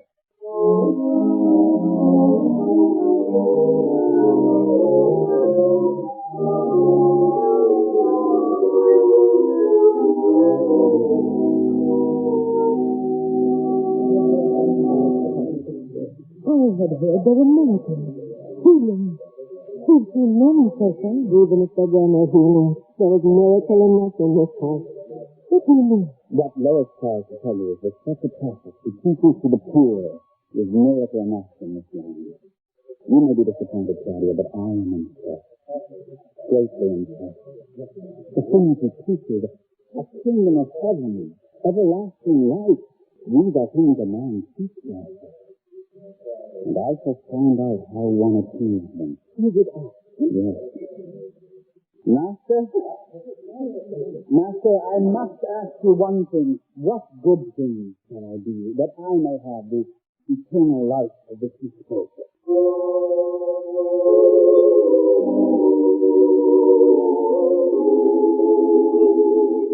If thou wilt enter into life, keep the commandments.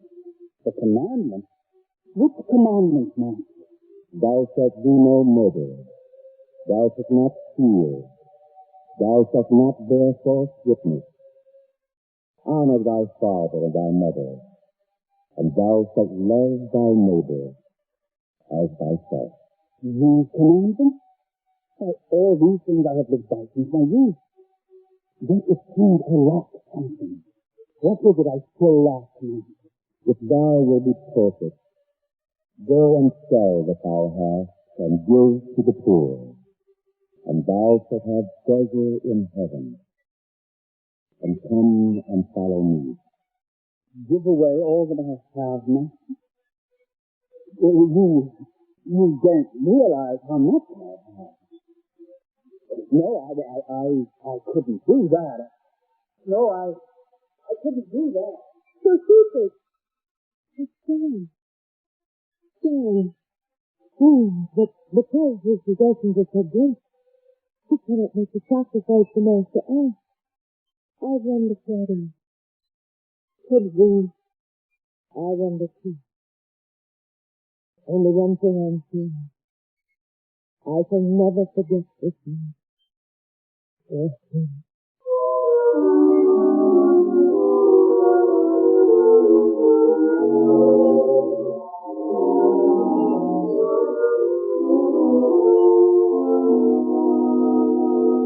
Claudia, I came to the palace this morning as soon as I received your message. Is there some trouble? I don't know, Lord. I didn't sleep last night. No, first I kept hearing his words. Then it was as though I could see him standing before me and beckoning to me. I know. I was restless too. I rose from my couch and stood on the balcony, staring out into the darkness of the drawing room. I thought of Josephus and the way he went away from the Master's presence, sorrowful, yet unable to part with his possessions. I thought of the words the Master spoke to me. And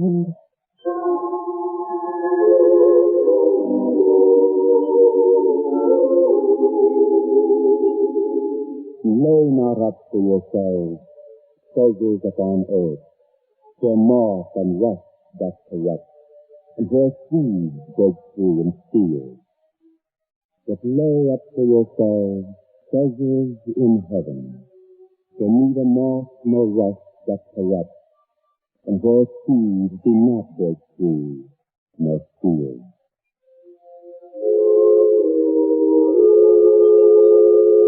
I thought of those words. And this morning I took out of the drawer just the gems I wore last night. I looked at them, held them up in the sunlight. I saw them sparkle and glow like flames. And I thought, these treasures are earthly treasures. And the Master said to give them up. What I love. I can sit and stare at them by the hour and find new light to admire in the each time. Yes, I know how one can admire you. When we are no different from just people, Father. I wonder if we could be.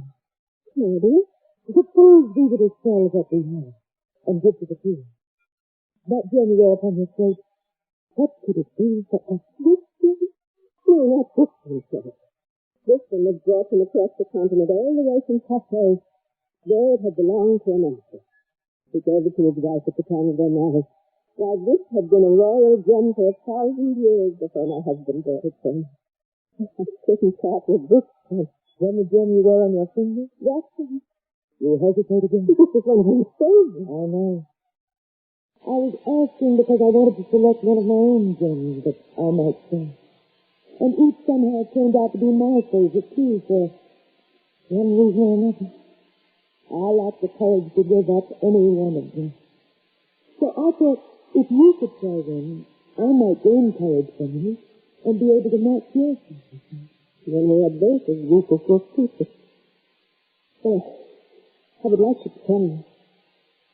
Here, this ring, I shall give it up to you. Then I shall give up this ring. What shall we do with the money? My maidservant will know where charity is needed among the poor of Jerusalem. The money we receive from these will be used to help them. Is it a deal? Yes. Good. Wait 1 minute. Let me have one last look at you. Look. Give it to me before you change your mind. Yes. Do you realize, Claudia, that we give up only a small part of what we have? I know. The Master expected more than that. He asked more of their secrets. Yes. And shall we make a bargain? This will be only the first of what we shall give up. From now on, each of us will match the sacrifice of the other. I promise you. And now I'll find out how much these 2 gems will bring. And the money will be given to the people. Claudia, let me have one more look at the gems before it is sold.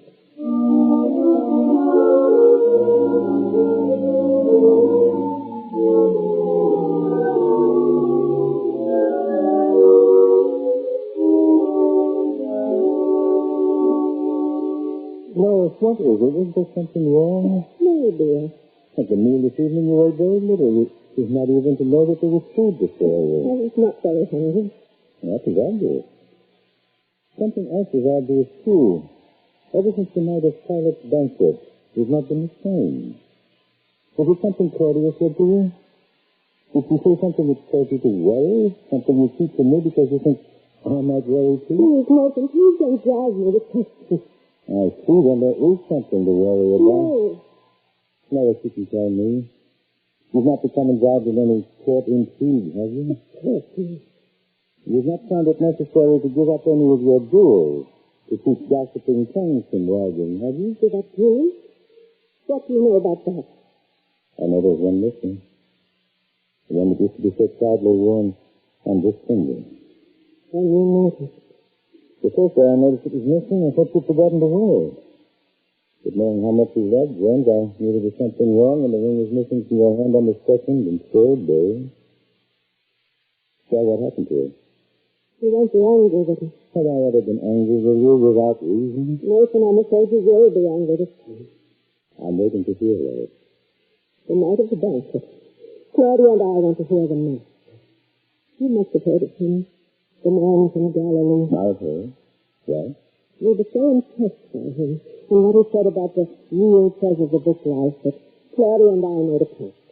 We would each sacrifice earthly treasure in equal proportions to do good with the money. I see. The ring was the first. Oh, now I understand. You're not angry. Can a man be angry if he discovers his wife has kind and charitable instincts? Perhaps being angry on side of you, my dear. Very sad. And perhaps now you will be angry. Is something else? I have discovered something about myself, Nathan. I am not kind. I am not charitable. No matter what good may be done with the money, I would rather have the gem back. Yes. I would rather be able to admire it and hold it and wear it than to measure it as sold, and I don't understand it again. I'm sorry. Yes, see. Some ideas it means so much to you, perhaps something can be done about it. The gem may not yet be sold. If it is, I may be able to buy it back. Please don't cry. I'm not proud of you anymore. You must despise me now. I love you, my dear. And better than that, I understand you. I admit now I was surprised when you told me that you'd given up one of the gems. I didn't think that was like you. So you should have it back. Now, will you stop crying? There's more, Nathan. What do you mean? Claudia and I, we had agreed that we would continue to sell our gems. Each of us giving up one gem at a time. I see. Well, boy, I cannot help you. You must put an end to this arrangement as you began it, by yourself. As for the ring, I'll try to find out who has it now. That's all I can do.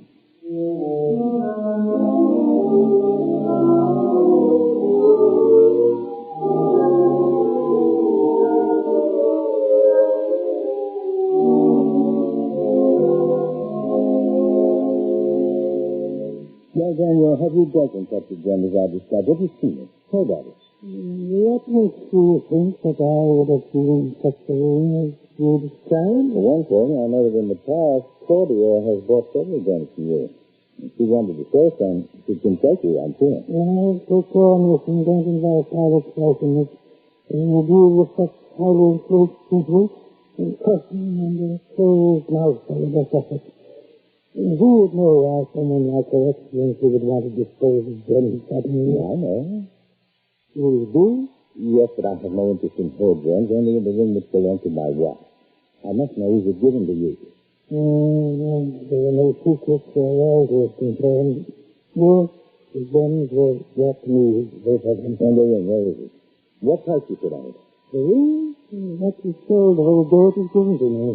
The other gun was sold the next day. The money has been given to the woman Claudia Cynthia. The ring is sold. Well, I must go and find the buyer and get it back. That would take you on a long journey, Mason. It's not sold to someone residing here in Jerusalem? It was sold to a Roman on the same day who left here. He was already on a ship bound for Rome. I see. Well, thank you, Daniel. Perhaps there are some other gems which might take the place of that one. I have money here. No, I'm afraid it has to be that ring or nothing. Well, I can tell my wife. Good day, Daniel.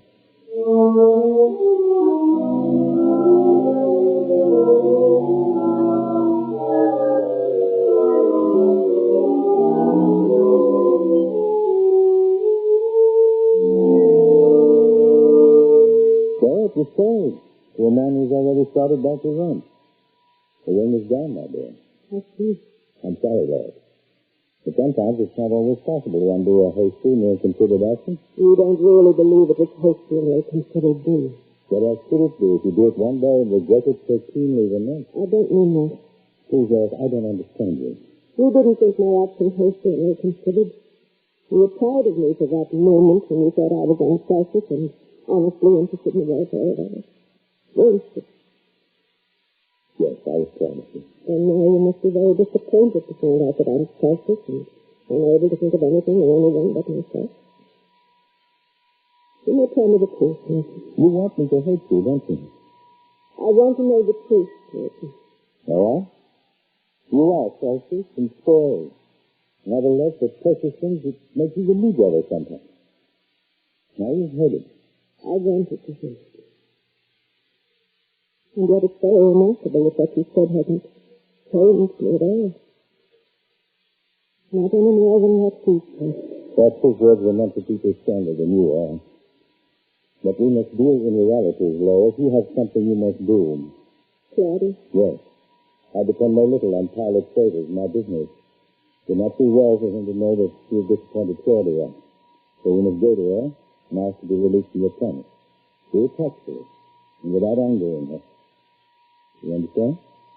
What if she refuses? We'll talk about that later. If she does refuse.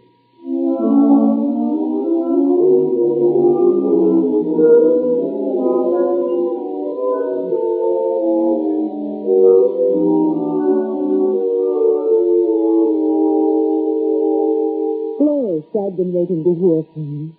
I thought you'd have come to call on me before this. I had wanted to, Claudia, but I found myself unable to do so. You were ill. No. I had a great deal of thinking to do. Lois, you've been troubled. Claudia, I've been trying to think of ways to pay you. I thought of many ways, but all of them would have been dishonest. Lois, what are you trying to say? You must give me a way to the most offended. After all, it was you who established inequality between us. Now it is very important that I be able to trust you as an equal. Have I ever said anything that would indicate I do not feel that way? No, but then you don't know what I'm about to say. I promise I will not be offended. Then I was 16. Claudia, you must understand that when I made my promise, I meant to carry it out. I didn't give my word lightly. So did I do it because I wanted to impress you or gain your friendship? You mean the promise that each of us would match the sacrifice of the other? Yes. But you were the one who made that suggestion. Which must make my weakness now seem elevated. The truth is I cannot do it. I cannot abide by my promise. I have offended you. Perhaps at one time I would have been offended. But something has been happening to me of late. Somehow I'm different. I seem to understand people better than I do. I can sympathize with their feelings and their frailties more than I ever could before. You even sound different. Claudia, what has happened to you? I think it was hearing his words. It took me to say. I wish I could withstand you. But I'm not. Will you release me from my promise? If you insist. And there will be no resentment. It will not cause His Excellency any trouble or embarrassment. I kept the promise, Sister. No one will know that you were released from it. The whole thing shall be forgotten. Thanks for that. Thanks for the guidance. What is it? I noticed my maidservant standing in the doorway. And I wouldn't want her to hear it for your sake. Mara, come here. Yes, mister.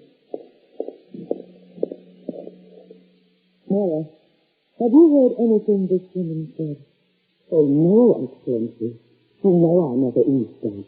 But you're standing in the doorway. Only because there's someone here to see you. I wanted to tell you. You see, the woman cannot wait too long. I had trouble getting her past the guards at the gate as it was. She had trouble. Yeah. Before I never received here, mistress. You must know that. So this is a poor woman. And what does she want? Only to talk to you. I couldn't refuse her, mistress. Would you take the time to see her? Claudia, shall I leave? No, Lord. It can be no secret business. Mara, you may have the woman waiting. Yes, mistress. It is most unusual. Poor woman, coming to call on me. It's me. Yes, you're such a woman. There's no reason to throw yourself at my feet, woman. Stand and say what it is that brought you here. Thank you. Were it for myself alone, perhaps I never would have the courage to approach this place. But they kept urging me. They kept telling me someone must go to her. Someone must tell her. They seemed to think that I should be at best. They? Who? All of them. The widow whose husband died, leaving her without even enough to feed her children for the next week. And the blind old man who is now too old and weak to beg. And there are so many others. So many. I myself, who have a husband, lamed and unable to support my children, so that I must see everything and have not known a single good day since all this evil came upon me.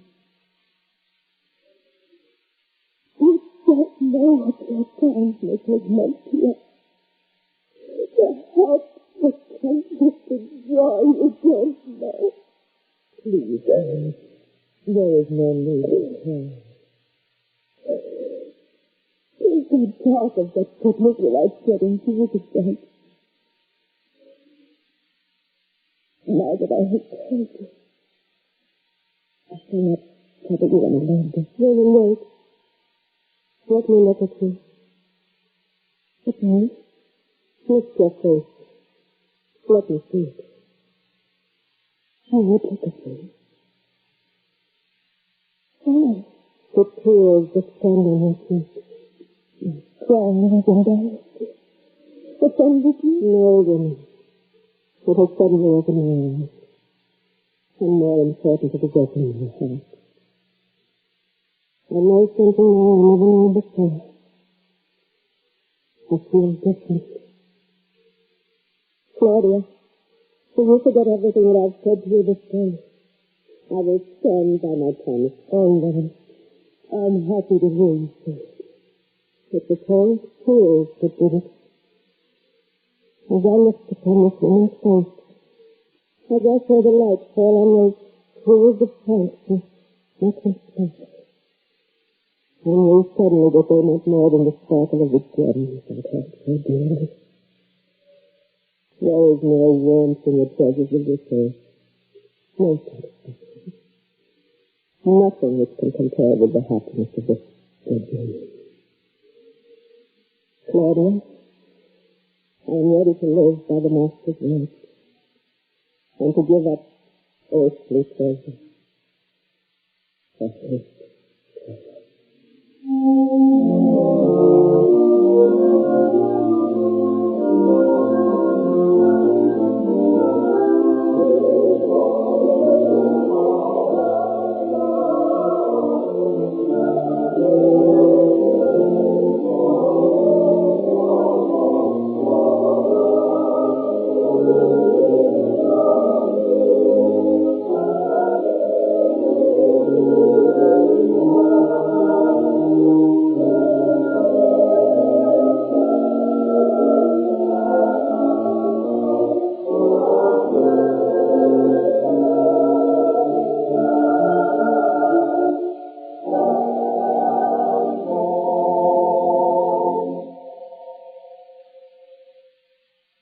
program was brought to you by the Goodyear Tire and Rubber Company. Next week on the same network at this time, we will present And It Giveth Life, a drama inspired by the 5th chapter of the Gospel according to St. Matthew. Another episode in the greatest story ever told from the greatest life ever lived.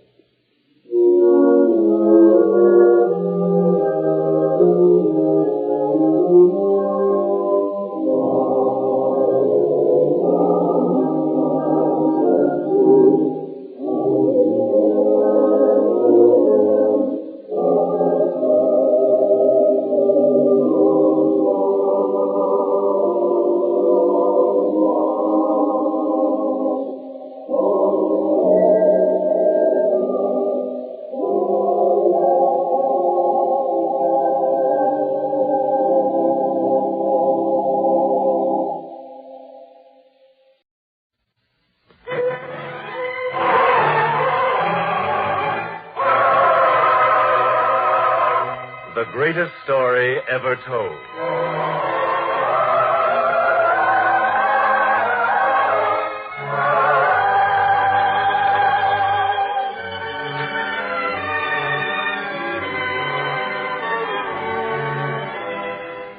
This afternoon we present No Room at the Inn, the first of 2 Christmas season dramas about the birth of that child who was to live the greatest life ever lived.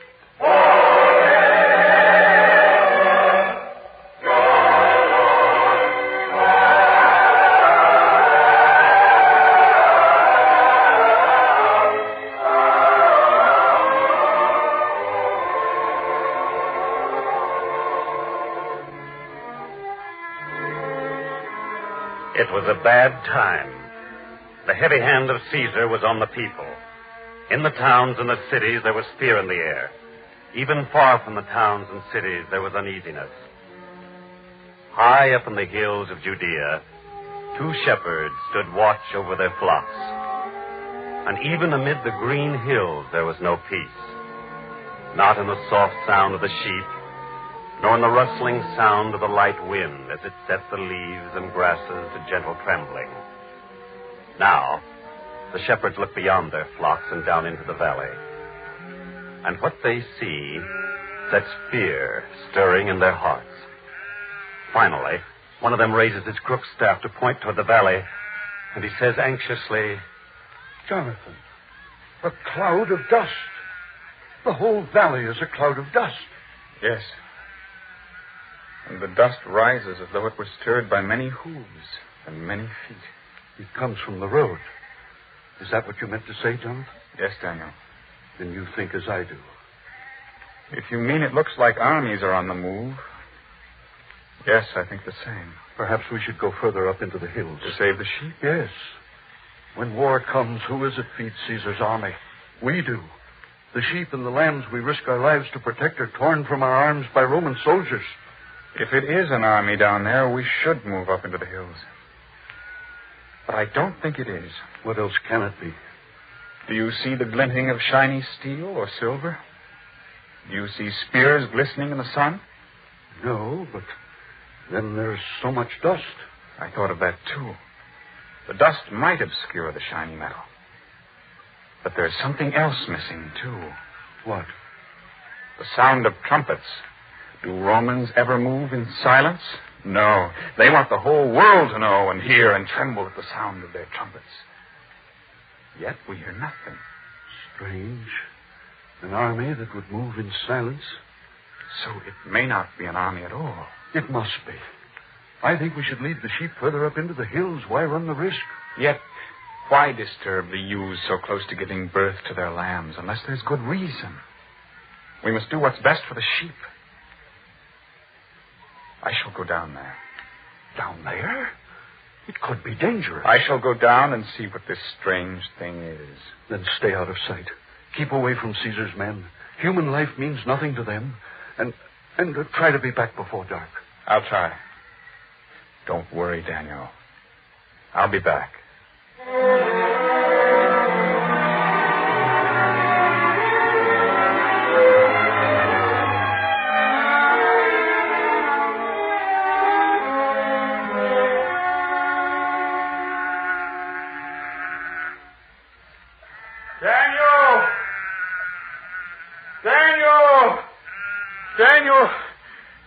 wouldn't believe it. No, Daniel, you wouldn't. It is an army that moves silently, then. No, not an army at all. Unless women and children and tired old men with feet dusty and bleeding from the hard road are an army. Women? Children? What are you talking about? Yes, that's what it is. That cloud of dust you see now is our people, moving as in a terrified sleep, stunned, all of them, rooted up from their homes and set out on the road. Where are they taking them? To another land? No, they must go back and be counted. Counted? For what? For the census. It's Caesar's order. Everyone must go back to the place where he was born, and his wife and children must go with him. It's the law. Whole families sent out on the road that way? Yes. That's the cloud of dust down there. How could they do it? Children, old men and women, torn from their homes. If it were only the children and the old, it would be bad enough. What do you mean? When I first saw it, I felt a choking in my throat. I thought of what we had said, of how we'd decided not to move the sheep because the ewes were ready to drop their young. Well, Caesar thinks less of people than we do of our sheep. You mean women close to giving birth are down there, too? I don't believe it. It's true. The first one I saw was a woman, strong and healthy. But then came another one. Sweet of face and frail. Seated on a donkey she was, and a tall man held the reins and guided the donkey gently around a rock here and a stone there, so that the animal wouldn't stumble and the young woman wouldn't be disturbed. That's good. Her discomfort must have been bad enough as it was. I don't know. Jonathan. There was something in her face, a glow of peace and contentment which seemed to radiate even through the dust and the noise and the crying of children. Her time was near, but there was no fear in her, no sign of pain or suffering. That's strange. I thought so, too. I looked at her for a long time, a very long time. Then she was already gone. Other faces crowded past me in the dusty air. Yet I remembered hers, till the sound and the turmoil drowned out the moment of calm that came and went with her. That's when I turned and started to climb back up the hill. Jonathan, you talk so strangely. Do I? Yes. I don't know, Daniel. I never felt this way before. It must have been the effect of what you saw. Yes. It was all so strange. Imagine. People herded like cattle. How long can it go on? How long? We were promised a Savior. Where is he? We were promised deliverance. Where is that? Must we be ground under the heel of Caesar forever? The sheep we raise are not our own. They are Caesar's whenever it pleases him to say the word. What kind of world is that? If the Savior is ever to come, it must be soon, else it would be too late.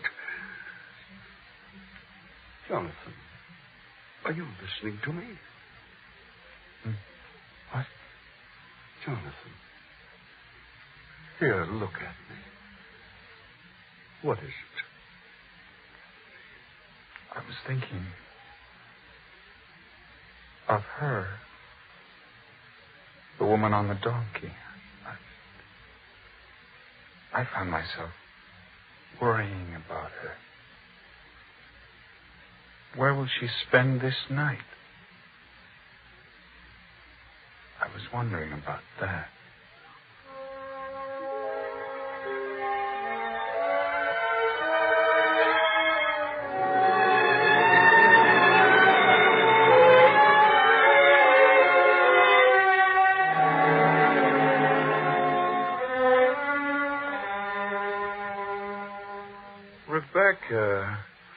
Come, my dear, away from the door.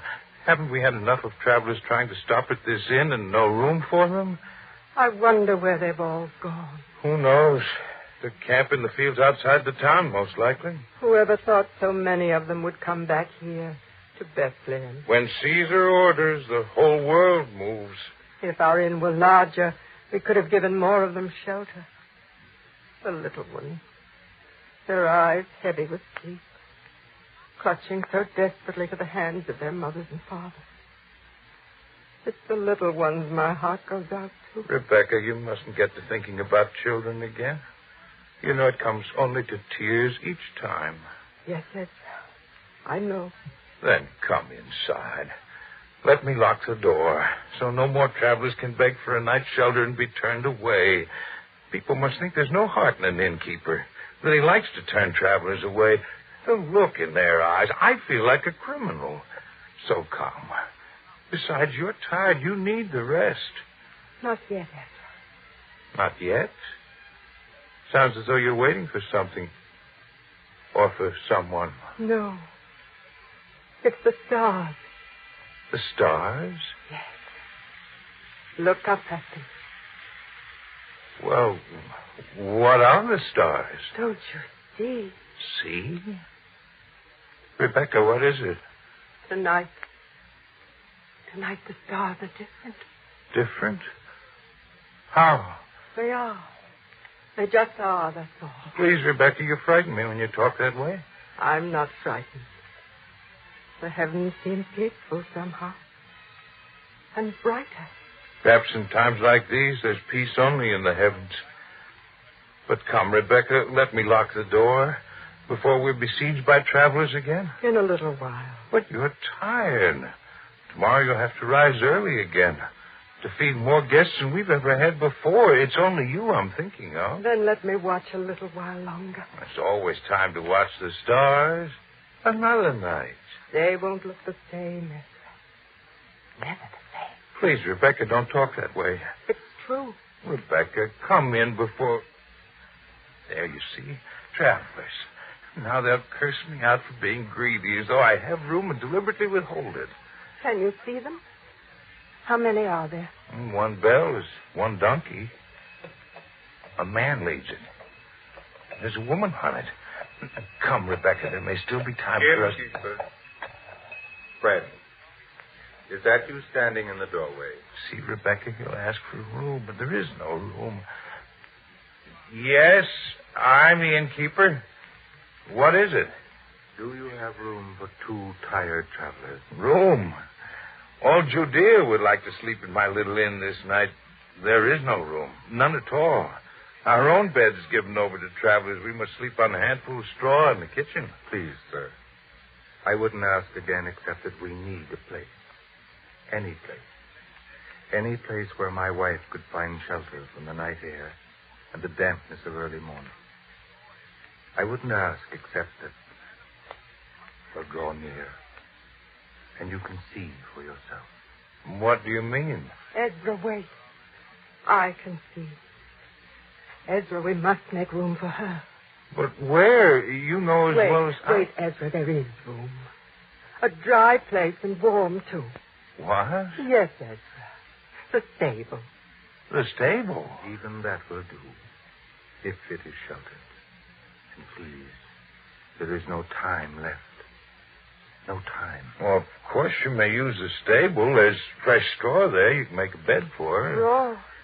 Ezra, she must lie on linen. Fresh linen. Linen?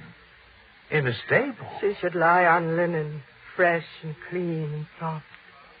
A woman needs every little comfort we might give her in a time like this. Please, Ezra. Yes, Rebecca. The finest linen we possess. Come, my dear. I shall see your maid comfortable. Come.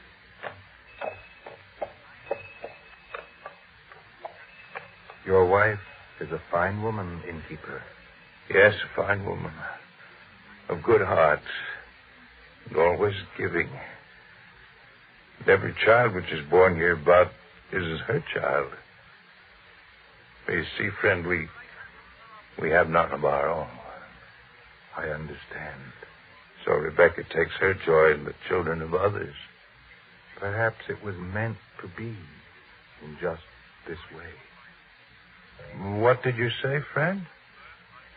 It was something you might not understand now. But please, don't call me friend in that friendless way. My name is Joseph.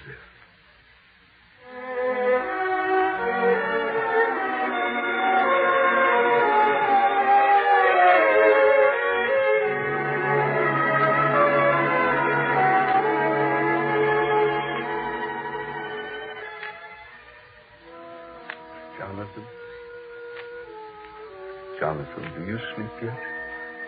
No, Daniel. It's still in your mind, isn't it? What you saw down there by the road this afternoon. Yes. When I close my eyes, I see those tired people struggling along that road.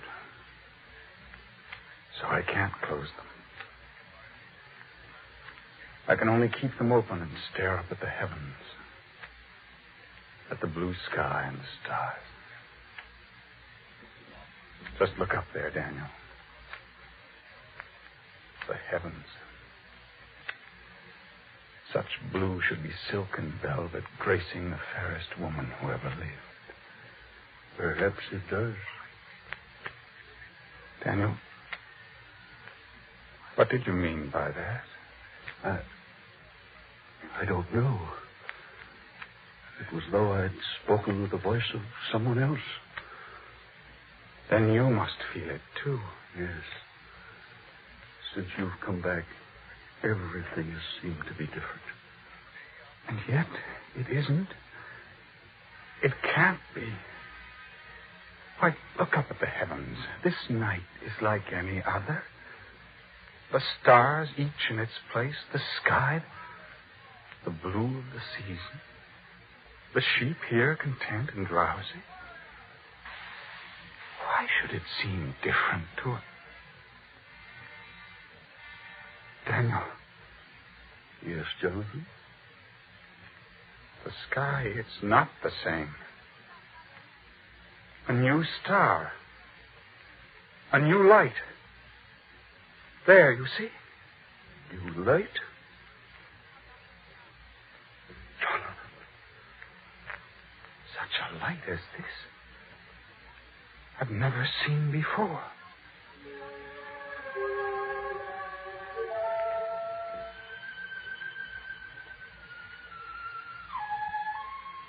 Daniel.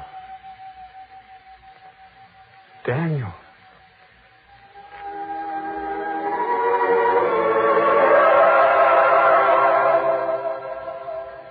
Fear not. Jonathan, I heard it, Daniel. I heard it too, a voice from out of the heavens. Fear not. For behold, I bring you good tidings of great joy, which shall be to all people. For unto you is born this day in the city of David a Savior, which is Christ the Lord. Savior? And this shall be a sign unto you. Ye shall find the babe wrapped in swaddling clothes, lying in a manger.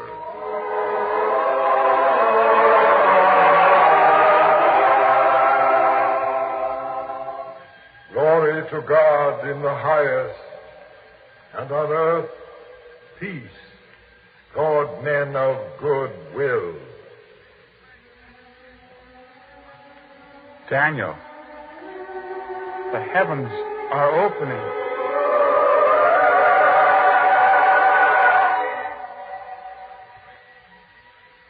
Manger. I heard the voice say it. Manger. You heard it too.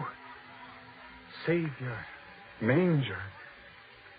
The city of David. Wait, Jonathan. Perhaps it didn't happen. How can we be sure? It came from the heavens in a voice few men have ever heard before. How can we doubt it? Would the word of God come to us? lowly shepherds who tend the flock in the hills. Think. What was David once but a shepherd boy? And didn't God touch him and make him great among men, a king over our people? So that now the very Bethlehem that lies below us in the valley is known as the city of David. The voice came to a shepherd before. This night it has come again. It did happen before. Then we must go and see. We must find him. Now, at once. Find him? Where? How? Do we go through the city crying out in the dead of night, "Is a child born here?" How many babes are born this night in Bethlehem? How could we find the one child out of all of them? And this shall be a sign unto you. You shall find the babe lying in a manger. Come, Daniel, come. We must find that child.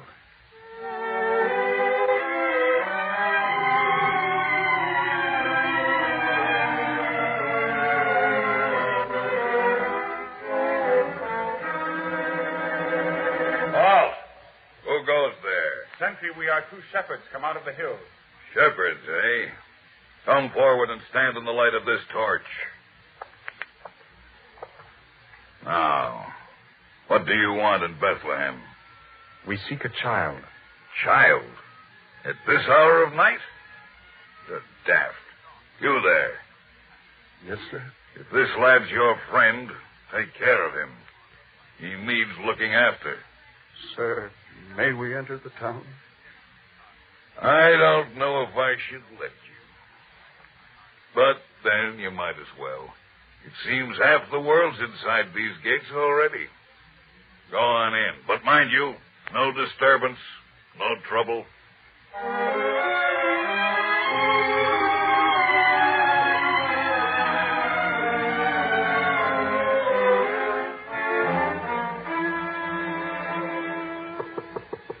Jonathan, please. The sentry will come after us if we keep disturbing people. We've tried so many places already. We must find the child. Who is it out there? Tell us, woman, is there a child here? A newborn child? Why do you come here? We seek a child, newborn. Newborn? How did you know? What do you want with a child? Does it lie in a manger? In a manger? Are you out of your senses? Pity the child so poor it must lie in a manger. Now go, be on your way.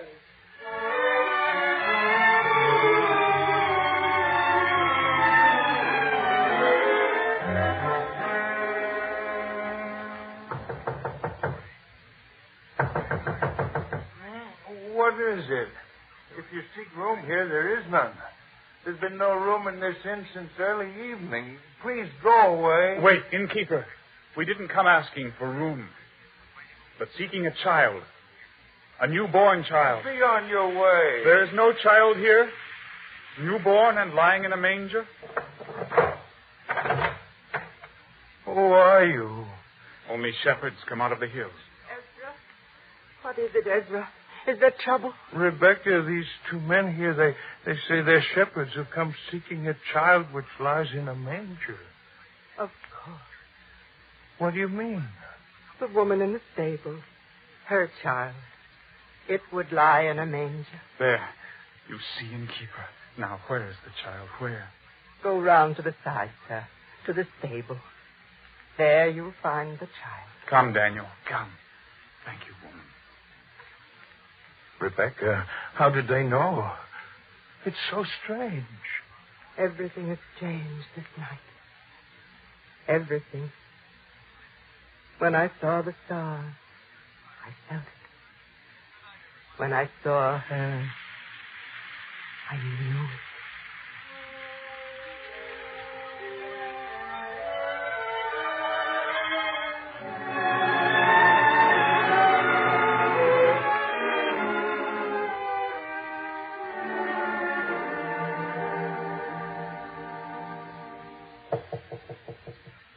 This time, Daniel. This time we find the child. You knocked, friend? Sir, a child. Newborn. Is he here? By the grace of God. Daniel, did you hear the words the man spoke? I heard. Sir, tell us. Does he lie in a manger? Yes, my friend. Then we must see him. We must. Please, let us in. Yes. But quietly. For the child's sake. And for her sake, too.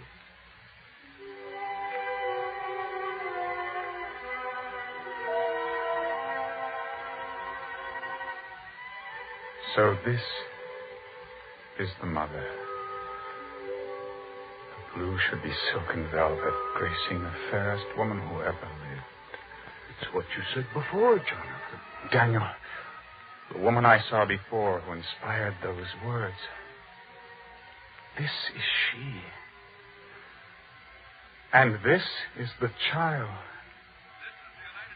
Only shepherds, yet we are first to see the child. The Savior. You know this too? How? It came to us in a voice from heaven, out there on the hillside in the dead of night. This is he, the Savior, born in the city of David, lying in a manger. All this a voice told you. All this and more. Glory to God in the highest, and on earth, peace toward men of good will. Mary. Mary, did you hear? Oh, good lady, I've said nothing to make you weep. Friend, some tears are good to weep. Jonathan, so much has happened this night. So much. We must go and tell them. Tell them all. Come, Jonathan, come. First, we must kneel and adore him. Look at him. Was there ever such a child as this? Daniel, we shall pray.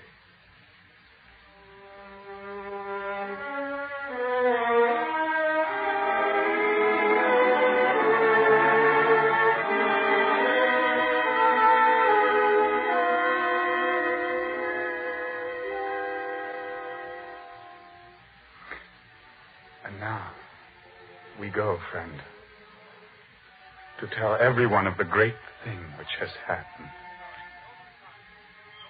Peace be to you both, and to the child, for all his life. Farewell, my friend.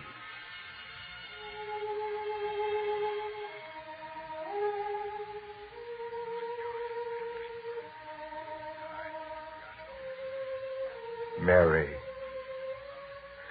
Mary, did you hear? They knew. Now everyone will know. And the words, Mary, the words the angel spoke. Glory to God in the highest, and on earth peace toward men of good will.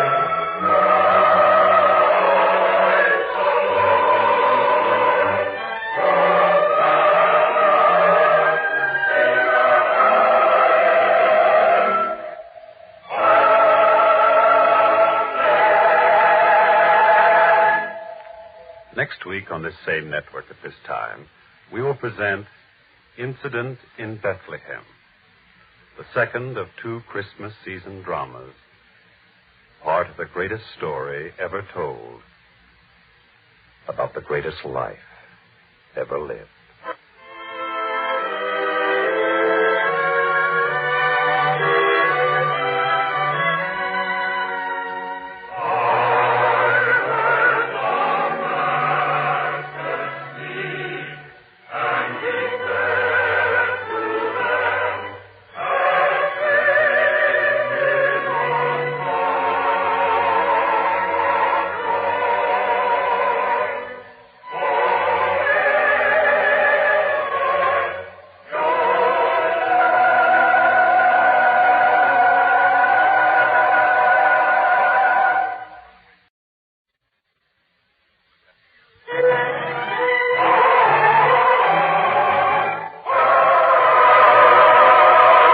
The greatest story ever told.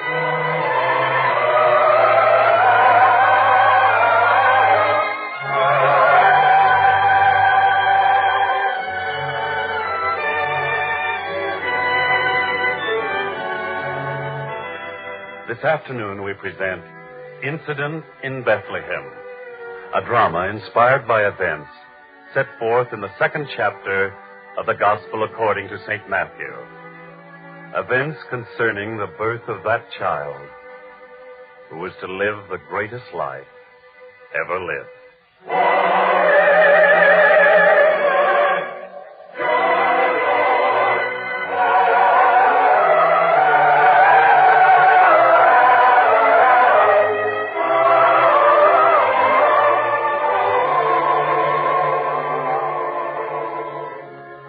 The pale winter moon is high in the heavens over Judea, and in the dark sky, all other stars seem small compared to the one great star which shines there.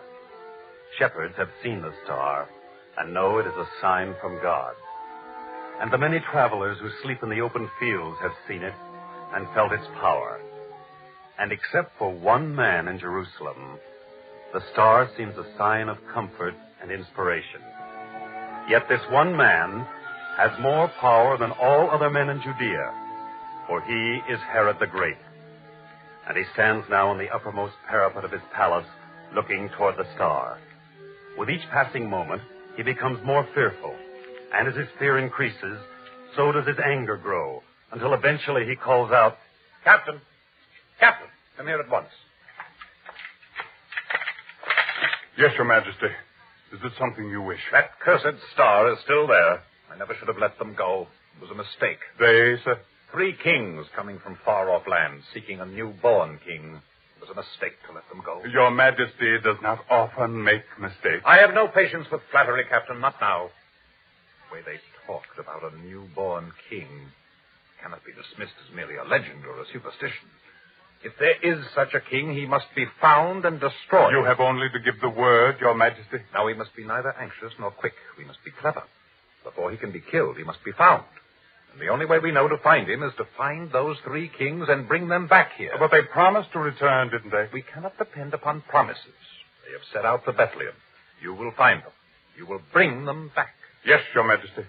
This means a great deal to me, and I tell you now, the man who accomplishes this will benefit from it. To serve you faithfully is all I seek, Your Majesty. Ah, you are like the rest of them. Your loyalty is for sale. Your willingness can be bought.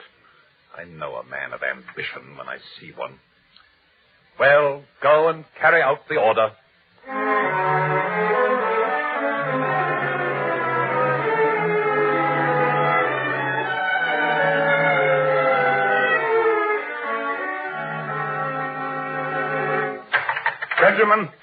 Benjamin, where are you? I'm here, sir. Sleeping, were you? Well, there will be no sleep for us this night. We must prepare at once for a journey. A journey, sir? In the middle of the night? Is there any danger, sir? Any trouble? No, there is danger, but not for us. And as for trouble, this is the kind of trouble a man can find very worthwhile. Sir? One man's trouble can be used by another man to his advantage. And such a chance as this, I had not expected it so soon. You will prepare the animals, and we'll be on our way. As you say, sir. Tell me, Benjamin, how would you like to be an aide to a general? A general, sir? Are you thinking of having me transferred? What if you could be aide to a general and not be transferred, huh? You, sir? You will be made a general? Seems fantastic to be raised from a captain to a general in one step, but it is possible. So hurry, this is important.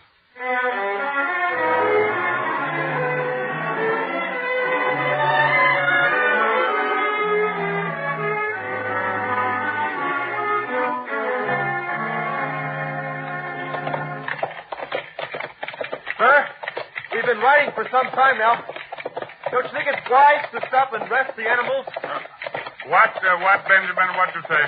The animals, sir. They could stand some rest. Yes, we'll pull up here by the side of the road and rest them a while. Well, Benjamin, dismount. Yes, sir. And now, Benjamin, if you will hold the reins of my horse so that I can dismount. It is only right for a man who is going to be a general to have those little courtesies performed for him, isn't it, Benjamin? I suppose so, sir. There, I'll hold the animal. You know, I've been thinking. The first thing I will do, I will move out of the barracks at the palace. I will have a whole suite of rooms for myself on one of the upper floors. Sir? Perhaps I shall even have a house of my own. Oh, no, that would not be wise. I must always be at the palace. I must be available whenever His Majesty wants me. Benjamin, if a man is to be successful, the best thing he can do is to be available for opportunities. Yes, sir. Now, you take this evening. Suppose another man were on duty this evening. I would never have had this chance at all. No. I shall always... Benjamin, are you listening to me? I'm sorry, sir. I was staring up at the sky. At that star. That star. Imagine such a faraway thing frightening a powerful man like Herod. I tell you, sometimes His Majesty is like a child, fearful, superstitious, and yet, why should I complain? His fear has given me this great opportunity.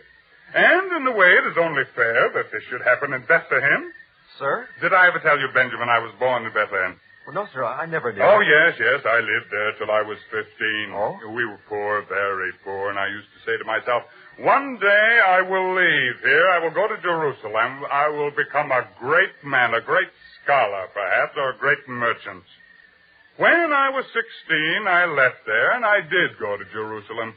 But opportunities were impossible to find. No merchant could be bothered with a poor, ragged orphan boy. I know, sir. And as for being a scholar, well, a boy must eat while he learns, and that was impossible. So, finally, I started just as you have started, Benjamin, as an aide to an officer. And then when I grew older, I became a soldier.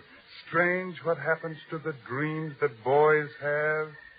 But I cannot complain. I've done well for myself. In fact, it was one single moment that changed my whole career as a soldier. The opportunity was there, and I made the most of it. Well, sir, was that the time that you saved a Roman general from falling? Then you know about it. Oh, yes, sir. They talk about it at the barracks very often. Oh, do they? What did they say about it, Benjamin? Well, sir, as I heard the story, they say that this Roman general was being carried up the great broad steps of Herod's palace in a litter. True. And that one of the slaves tripped and fell, and you jumped into his place before the litter itself could fall. Yes, that's what happened. The sharp edge of the litter cut into my back. Oh, yes, it was very dramatic, Benjamin. The way the blood stained my cloak. And the general said to me, "You are a good man. I will speak to the king about you." And he was as good as his word. For the next day, Herod sent for me. Even asked me to show him the wound in my back. And I shall never forget the words he said to me. "You are the kind of man I like to have around me. A man who thinks quickly and is brave and willing to shed blood for the king." Well, that was the way I became an officer, Benjamin, and that was all I needed. Oh, you cannot know what it means to me to return now to Bethlehem as a captain of His Majesty's service. I wonder if they'll recognize me. Well, we shall see soon enough. We'd better be moving on. Yes, sir.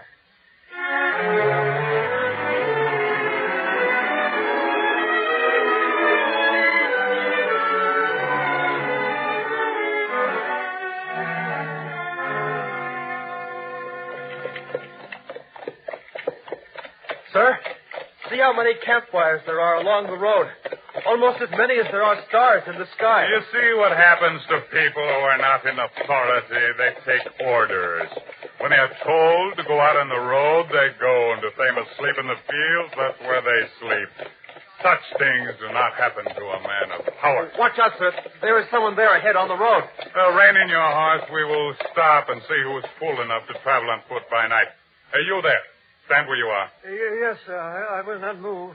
Please, I'm a peaceful man. I shall cause no trouble. You'll come here. It is an order given by an officer of King Herod. Please, sir, I have done nothing wrong. You travel on foot in the dead of night. Are you out of your mind? No, sir, but I am one of those who must return to the place of his birth to be counted for the tax. And having no animal, I set out on foot. I had to travel all night, else I would not reach there in time. There? Yes, sir, Bethlehem, the town where I was born. So you were born in Bethlehem, huh? What is your name? Elihu. Elihu? Tell me, are you a weaver? Yes, sir, but how would you know? Oh, never mind that. Please, sir, I must ask, for it's strange that you would know about me unless there was some trouble. I've never done anything wrong. If there has been a disturbance, if that's what you're interested in, I had nothing to do with that, sir. It was the shepherds. Shepherds? What about the shepherds? Well, it was very strange, sir, the way they came along the road, not walking, but running. And the things they talked of, say, it was so strange, I think perhaps... Well, sir, I do not like to say. I see. One moment, then. Now you will tell me everything you saw and heard, everything. You understand? Please, sir, let go of me. I will not attempt to run away, and I will tell you everything. And what about the shepherds? Well, sir, to be honest with you, I think they were daft, sir. Out of their minds. What made you think that? Well, it's the way they talked about the star and the voice. What voice? Well, they kept saying it was a voice from heaven. See here, old man, I'll hold you accountable for every word you say. If you're lying to me, you will suffer for it. But, sir, I'm not lying. They talked to me. They asked me to come with them to see the newborn king. The newborn king? Yes, sir, that's what they said. They said that he was born. The voice told them. Where were they going? They said to Bethlehem, sir. Bethlehem, yes, huh? Sir. Very good. Tell me, old man, did you see 3 men ornately dressed pass this way on the road to Bethlehem? 3 men? No, sir, I did not see them. We will find them. Now, old man, you're free to go, and thank you for your information. You're very welcome, sir, very welcome. Anytime I can be of service to His Majesty, I'm always glad to do so, sir. Well, Benjamin, did you hear that? I tell you, Bethlehem is a city of destiny for me. Imagine if I could find the 3 kings and the newborn child. Then there would be no doubt of it. I would be a general. Come, we must be on our way to Bethlehem.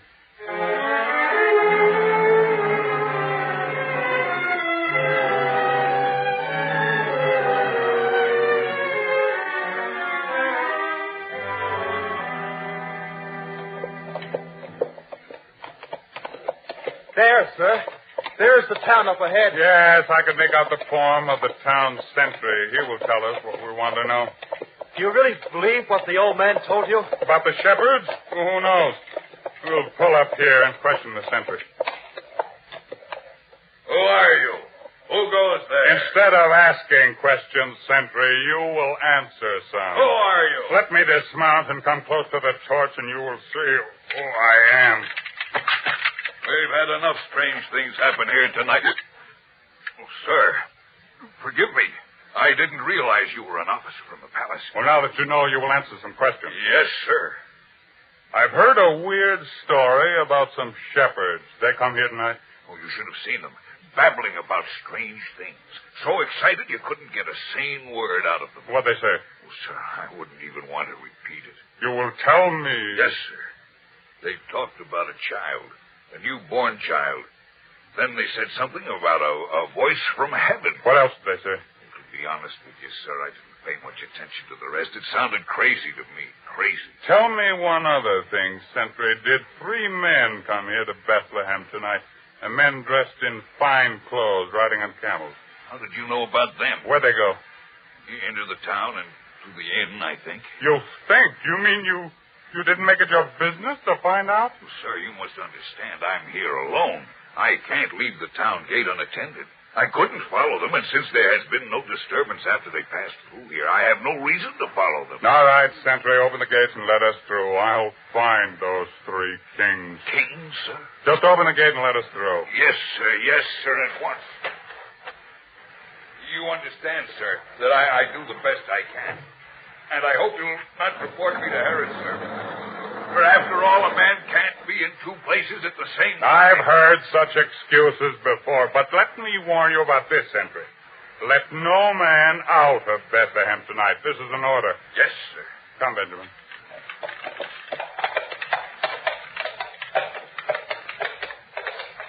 The town is deserted.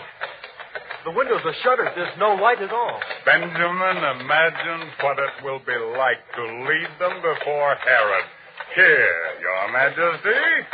Here are your 3 kings delivered right into your hands. And what is more, here is the newborn king, too. Sir, you would bring him back, too? Yes, I will bring him back. For the 3 kings, Herod will make me a general. And for the newborn child, who knows? Perhaps his chief minister. But first, we must find them.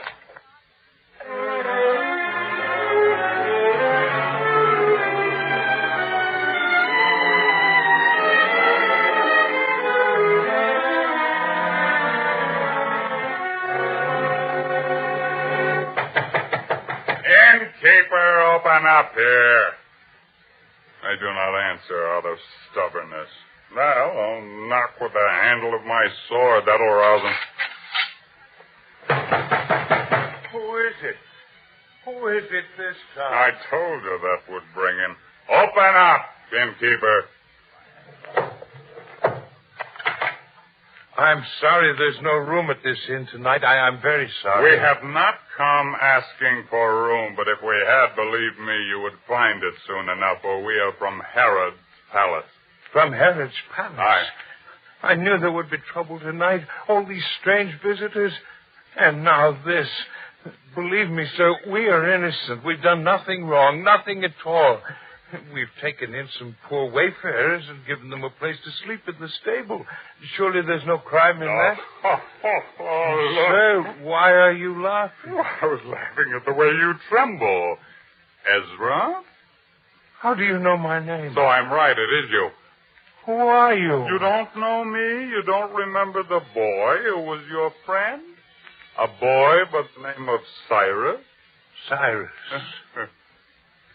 Long time ago, there was a boy named Cyrus, whose father was a potter here in Bethlehem. Exactly.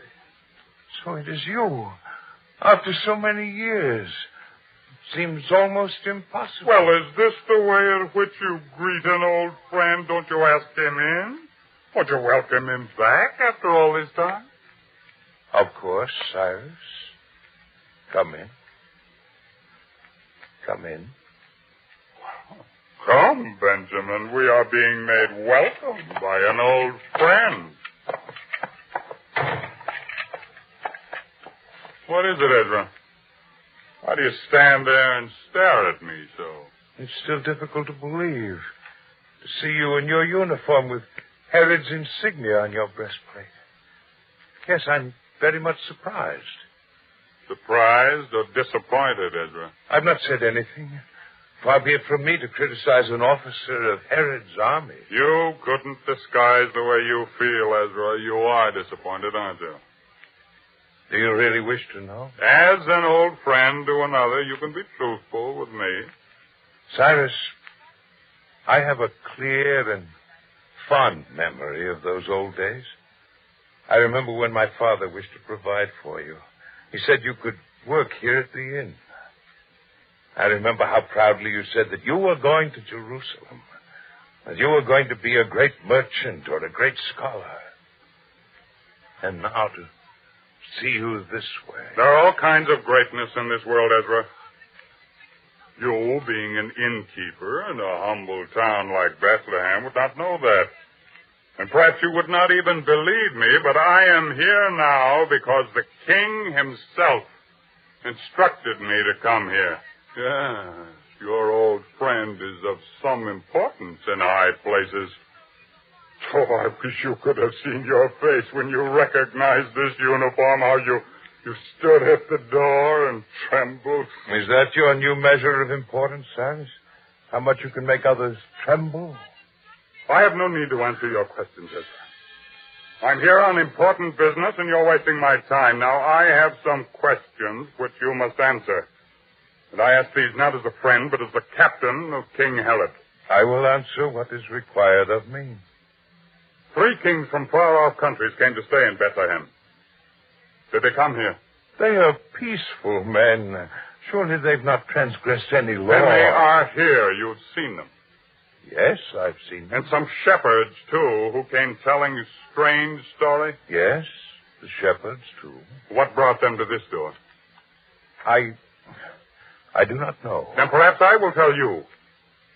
A child. A newborn child. You know that? Very little I do not know. So, Ezra, you have lied to me, huh? Not a very nice way to treat an old friend. Perhaps not. Then somehow you do not seem like an old friend, Cyrus. I don't know whether it's the uniform or the hard, determined look in your eye. But from the instant I opened the door, I've been afraid of you. I never used to be afraid of him. Him? My old friend. The boy I used to know. A fool and a dreamer is what he was. Indeed. Tell me, Cyrus, when does a man exchange dreams for ambition? As soon as he is old enough or clever enough to know the kind of world he lives in. Now you will show me where the child is. You must understand this is a very special child. Since his birth, many strange things have happened. Kings have come from far-off places to see him, and shepherds have been driven mad by strange voices because of him. You could not say that if you'd seen their faces as I have. Not mad, my friend. Inspired. In their eyes a glow of reverence such as I've not seen in any man in my lifetime. I tell you, this is different from anything which has ever happened before. You will make a very eloquent witness, Ezra. I think perhaps I will have to take you along, too. Witness? Well, what do you mean? You will see. Now take us to where the child is. Cyrus, I plead with you. In the name of the friendship we once had, do not become involved in this. To raise your hand against the child is to raise your hand against God himself. God will not make me a general. Herod will. Take me to the child. So that's it. That's what you've been promised. And you would buy high office with the blood of innocents. Take me to the child. Come. This way.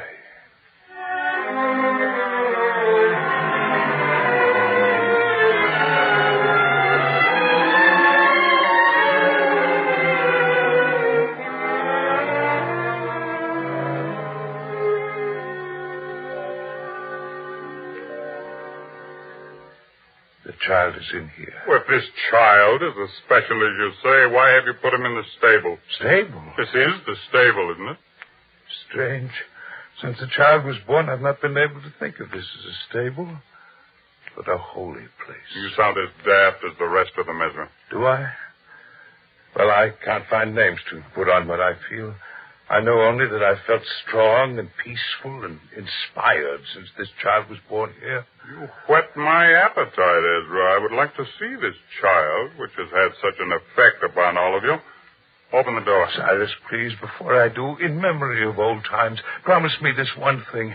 You'll not harm the child. Benjamin. Yes, sir. I've no time to argue with fools. Open the door. But, sir, if what he says is true... You too, Benjamin? Open the door, I said. Yes, sir.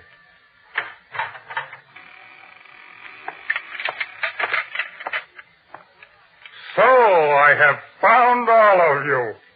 You, shepherds. You three, the kings. Am I right? And there, lying in the manger. Let me see for myself. And this is...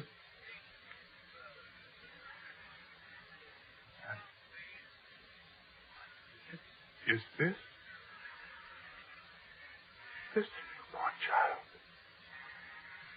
Yes, my friend.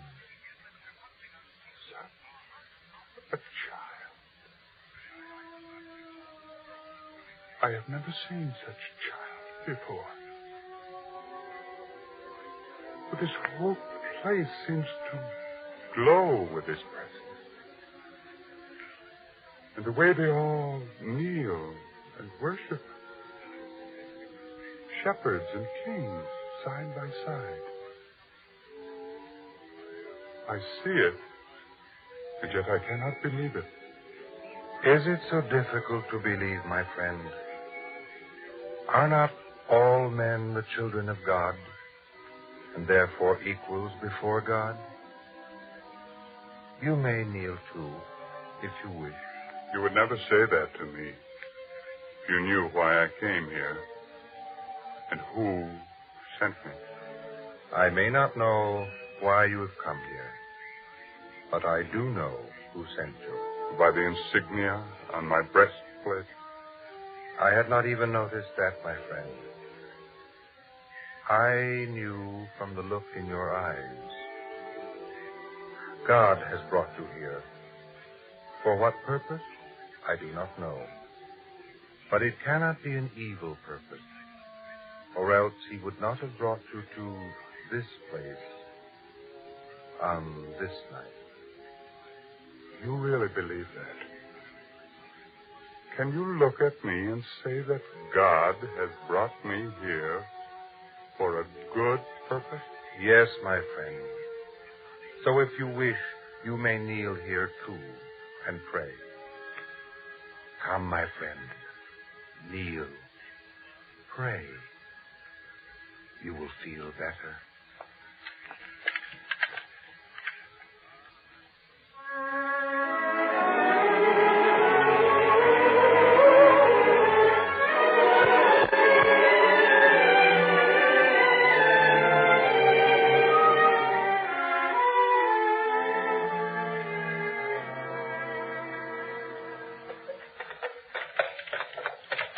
Sir, Cyrus, we're coming to the town gate now.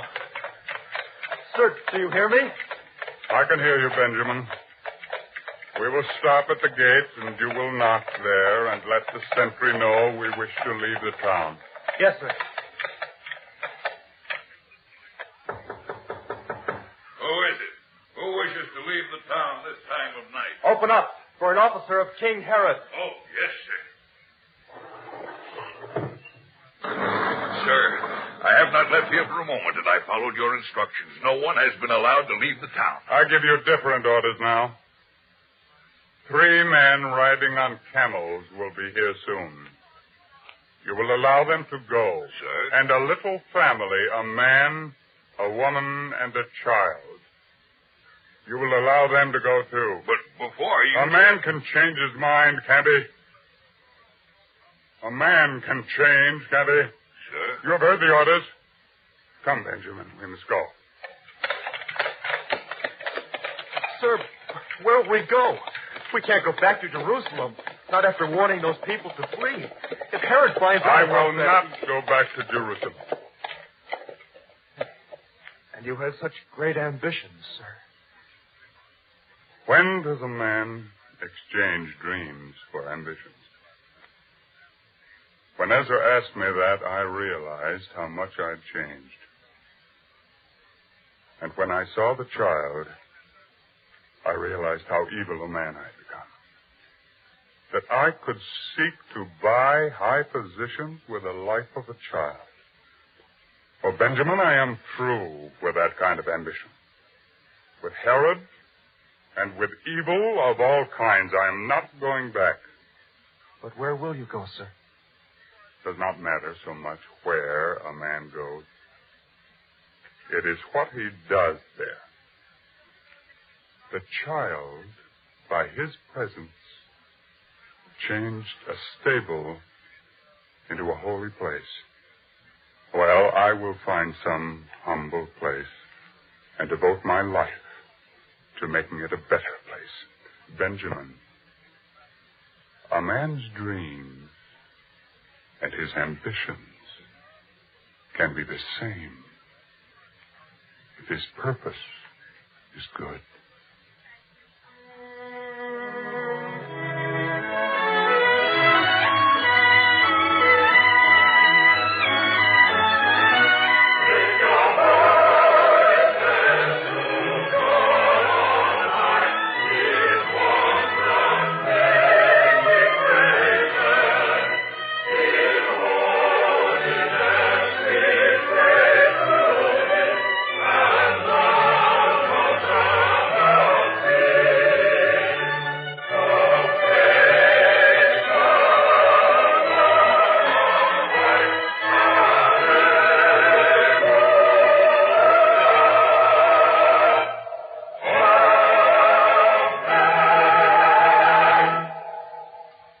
Next week on this same network at this time, we will present another episode in the greatest story ever told from the greatest life ever lived.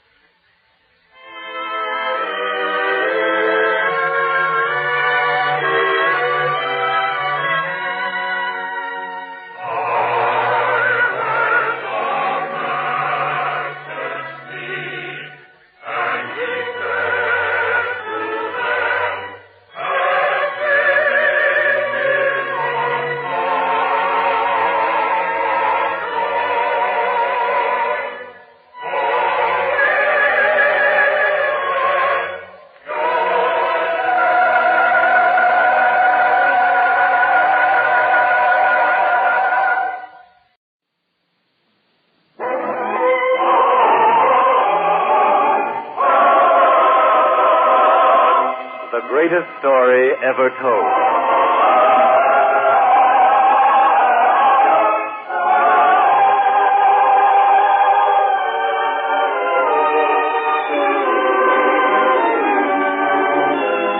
Today, we present He That Is Faithful, a drama inspired by a teaching set forth in the 16th chapter of the Gospel according to St. Luke. A teaching from the greatest life ever lived.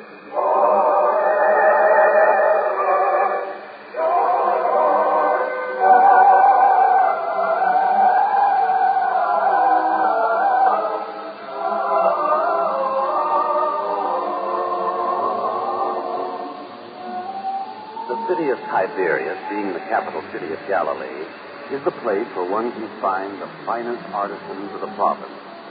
And of all the crafts which are practiced in Tiberias, none has reached a higher degree of skill than fine carpentry and wood craftsmanship. And among the men responsible is the carpenter Silas, considered one of the most promising of the younger men. Now, we find Silas in his shop. And as he works, Silas speaks to his young son. You see, Ricky, the thing that makes a fine piece of work is that every detail is taken into account. You saw how carefully I worked on the wooden planks itself. How each had to be of uniform thickness and smoothness. You saw all that. Yes, Father. The part I liked best was when you began to carve the design into the wood. I'd like to be able to do that someday. Yes, you will, sir. If you pay attention to what I tell you now. Remember that as much care must go into fashioning the wooden pegs as went into the carving, so that when the chest is joined together, the pegs will be even and won't protrude above the surface. Yes, sir. Oh, and another thing. Yes, sir. Is there something we can do for you? If you are the carpenter Silas. I am, sir, and what is it you wish? A strong wooden chest that will stand the rigors of travel? Oh, believe me, Silas, I have heard of your fine reputation. And if it were woodworking that I was interested in, I would have come here, too. However, permit me to introduce myself. I am Fanuel, the merchant whose reputation you no doubt know. Fanuel of Tiberias. Oh, yes, sir. Yes, indeed. And there is something I can do for you. After having made quite intensive efforts to find a certain very old silver cup, information has come to me that you are the owner of that heirloom. Is that true?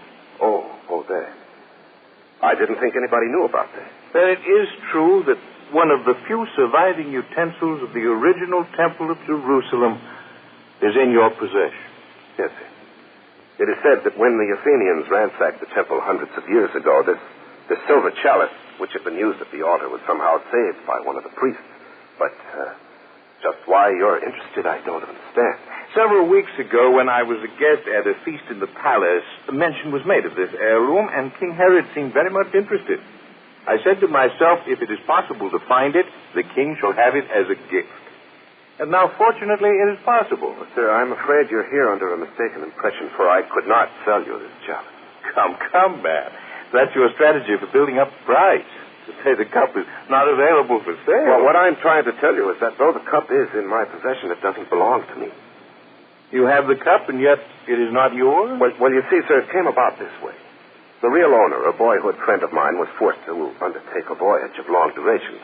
Well, rather than take the chalice with him and risk the loss of it, he entrusted it to me, and I've kept it. So you see, sir, it'd be quite impossible for me to sell you what belongs to another man. If my information is correct, this chalice has been in your possession for 7 years now. Is that true? Yes, sir. Well, I fail to understand. Do you mean to tell me that your friend has been gone from here for 7 years? Yes, sir. Have you heard from him at all? Well, not for 3 years, sir. I see. Then in all likelihood your friend is lost. Dead, most likely. Well, if Michael were alive, I'm sure I would have heard from him. Well, in that case, if you have every reason to believe the man is dead, surely you might be willing to sell the chalice to me at a very good price. Well, I'm very sorry, sir. The chalice was entrusted to me, and I shall keep it for my friend. And if he never returns? I'm sorry, sir. A trust is a trust as far as I'm concerned. I see. Well, perhaps time will change your mind. And in order to give you something to think about, I will tell you now that I'd intended to pay for this chalice in gold. 20 pieces of gold. 20 pieces of gold? Yes, Silas. Thought it might do you some good. Think about that. Well, good day. Good day, my friend. Peace be with you. Father, do you think he was telling the truth when he said he would give 20 pieces of gold? My son, it doesn't make any difference whether it was 20 pieces or 200. The chalice is not ours to sell. It's only ours to keep safe. Remember that.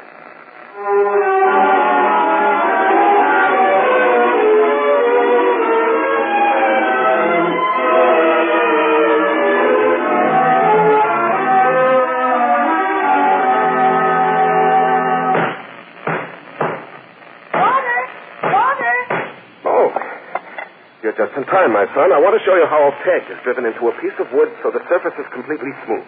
Here, now watch. But Father, first listen to me, please. All right, my son.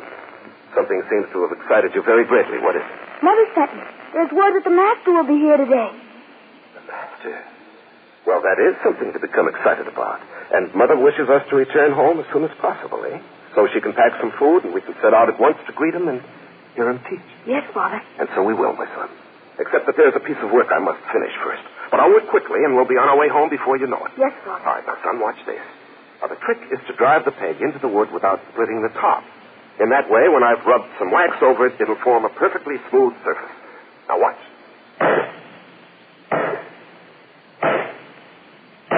There. You see? Now that you've seen the way it's done, slowly I'll show you how quickly a man can work. Now, you just watch me. There. And now another one.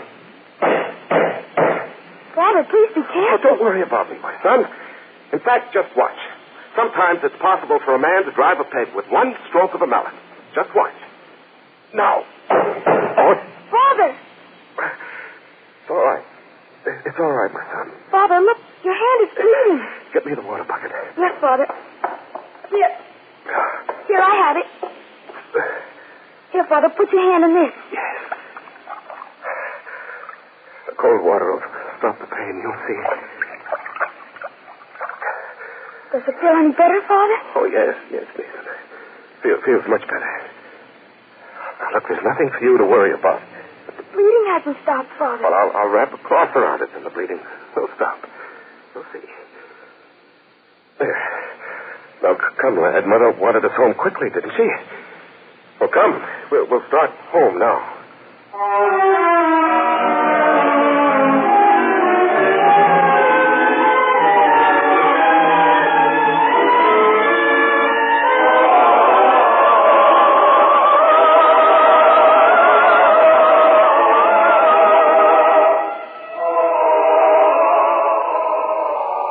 Silas? Does your hand still hurt? Oh, it feels a great deal better, my dear. It does hurt, I can tell. No, please, dear. It's silly not to expect it to hurt. After all, there was a great deal of force behind that blow. Silas, look. There's the master now. Yes, Mom. It is wonderful to see him again, isn't it, Mother? Yes, Nathan.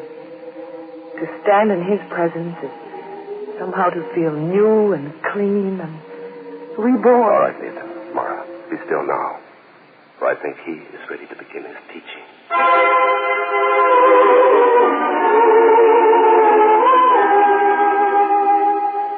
He that is faithful in that which is least is faithful also in much. And he that is unjust in the least is unjust also in much. And if ye have not been faithful in that which is another man's, who shall give you that which is your own?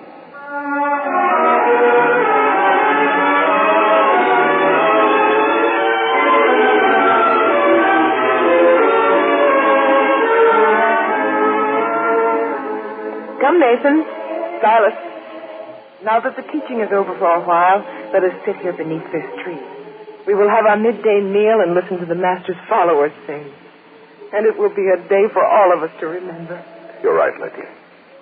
Come, this is a good place. The tree will shield us from the sun, and we'll have our meal. Here, Silas, you break the bread, and I will pour out some milk for Nathan, and... Oh, I'm sorry, Silas. You cannot do it, can you? And why can't I? Because of this hand? The pain isn't so great. Here, I will show you.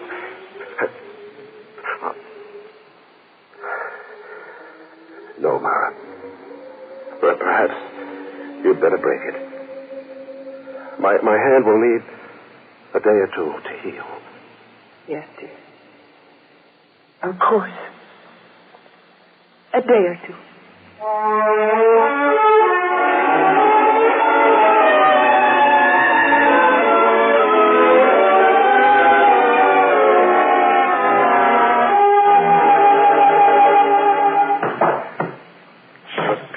There must be a way. Have you taken to talking to yourself, Silas? Oh, Abner. How long have you been standing there? Oh, just for a few moments. I just finished a fine pottery vase. Still on the wheel, and I'm allowing it to harden. So I took a little time off to relax. What's the matter, Silas? Nothing. There's nothing the matter. Your hand covered with a bandage. You're not able to do your work as you should, and there's nothing the matter? Come now, Silas, you're talking to an old friend. Yes. Yes, Abner, it would be foolish of me to try to deceive you. I can't work. Not until my hand gets better. It hurts. It hurts very much. Oh, surely a physician will be able to give you some herb mixture which will relieve the pain. Abner, I have been to a physician. He said something. Something that disturbed me very much. What was it? Well, he said that usually these things healed well, that the bones knit. That the use of the hand is restored. Well, that's good news, isn't it? Not the way he said it. He said usually. As though he thought this was an unusual case. Then you think... I may not recover the use of this hand, don't you see, Abner? Don't you see what it would mean to a man like me? For my work, a man needs two good, strong hands, and if I don't have them... Well, come now, Silas. Give nature a chance to heal this hand. And instead of staying here torturing yourself with doubts and trying to do work that you know you cannot do in your present condition, go home. I can't go home. Oh, you don't want Mary to know. Well, Silas, if you must remain here in the shop, don't try to do anything that is beyond your capacity to do. It will only make you more discouraged. Now, just relax. Give the hand a chance to rest and heal. You're right, Abner. I will do that.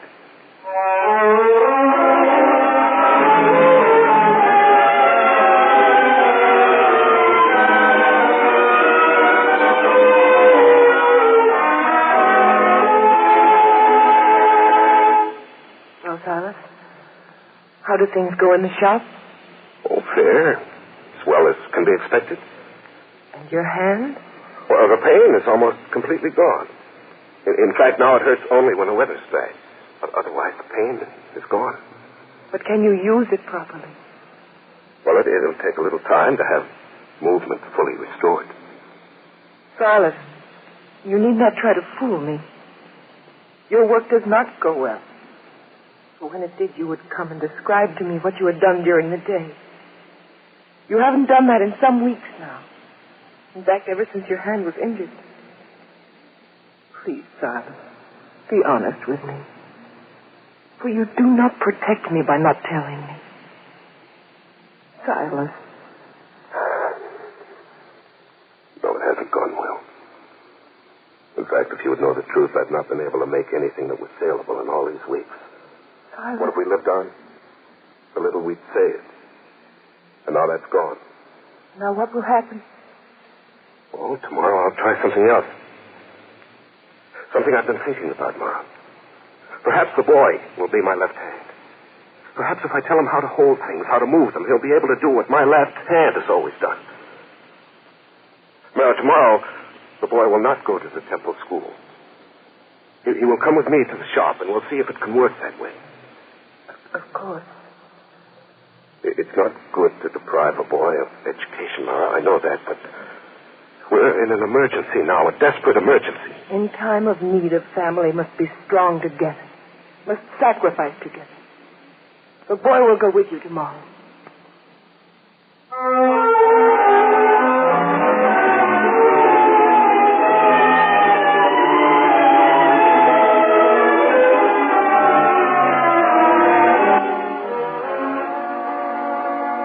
Now, Nathan, the first thing to do is plane this wood to a fine, smooth surface.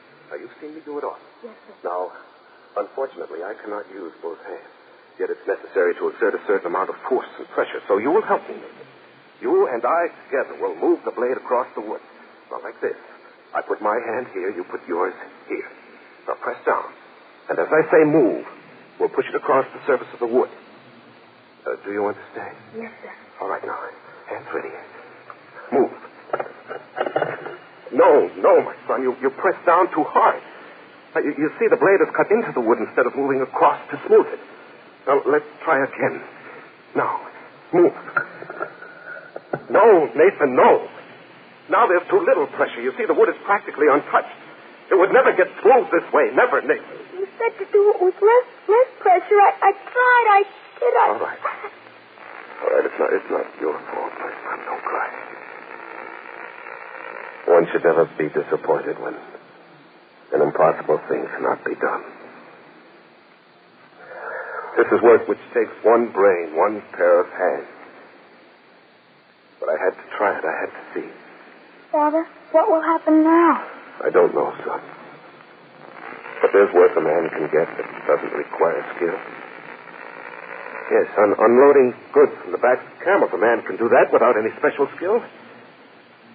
Yes, we'll get along somehow. Somehow.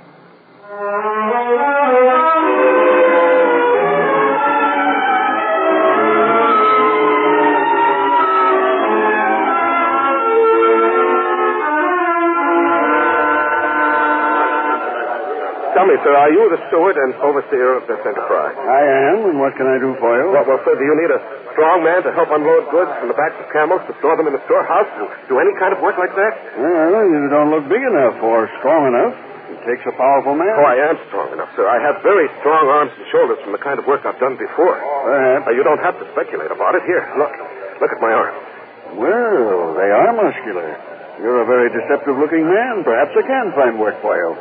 In fact, Well, what's wrong with your hand? Well, it was injured, but it won't matter. Won't it? When you're carrying something on your shoulder and the weight shifts and you have to reach up and steady it with your hand, what will you do then, eh? Now, I'm sorry. In this work, a man needs two good hands. I'm sorry. Yes, sir, I understand. I understand. Come on, you men. Back to work. Back to work. Gabriel. Oh, yes, sir. Yes, Samuel. Is there some change of orders? No, keep the men at their work. I just wanted to ask you something. That man who was just here, what did he want? Work. Work is a hauler of goods. Are you sure? Oh, yes, sir. I spoke to him myself. Very odd. I know that man. He's a fine carpenter. One of the best in Tiberias. Why would he want work as a hauler? Because he has a bad hand, sir. His left one, injured, seems to be useless. Oh, I see. That's very interesting. I must go and call on him at once. Circumstances seem to have played into my hand.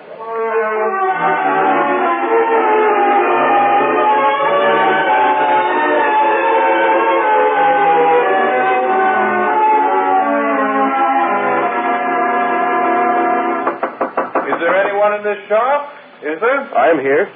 What do you want? Well, Silas, perhaps you remember me. Why, no. Oh, yes. Wait. You're the merchant, Fanuel, the man who wanted to buy that chalice from me. That's right, and now I'm back still wanting to buy it, if it's for sale. It is not for sale. And if you heard otherwise, you heard nothing but lies. I must admit I did not hear otherwise, but I suspected that what was not available before is available now. Considering things. Considering what? Well, a carpenter with one bad hand, a man who sought work in the marketplace as a common hauler of goods, could not get it. How did you know that? One of the places you came to was mine. You spoke to my steward in the marketplace only this morning. Oh. See here, Silas, I will talk straight to you. You're in a bad way, I can tell. Your money must be gone, else you would not have been seeking such work as you did this morning. Well, now is the time to have sense, to think of your family, their welfare. Now is the time to sell me that heirloom I want so much. I'm sorry, but no. Look, I know that I could take advantage of you now, but I won't. My price is still the same. Oh, I'm sure I could force it low up. 20 gold pieces, man. 20 gold pieces. Oh, will you please leave here? A practical man, a man who cared about his family, would sell me the goblet now. I asked you to get out of here. Why be stubborn? You need the money. I told you before, the goblet is not mine. It belongs to my friend. From whom you've not heard in 3 years. The man is dead. You know it. How can it belong to him now? Maybe he is dead. I don't know. But I have no right to sell what was his. A trust is a trust. One thing is clear. A fool is a fool. There's no doubt about that. I should be angry with such exaggerated loyalty. But I will not leave here without saying this. The price remains the same today. But tomorrow it goes lower. And each day thereafter. The sooner you make up your mind, the better for you. Remember that when the food is scarce in the house, when each day that comes is worse than the one that went before, just remember that the price goes down each day.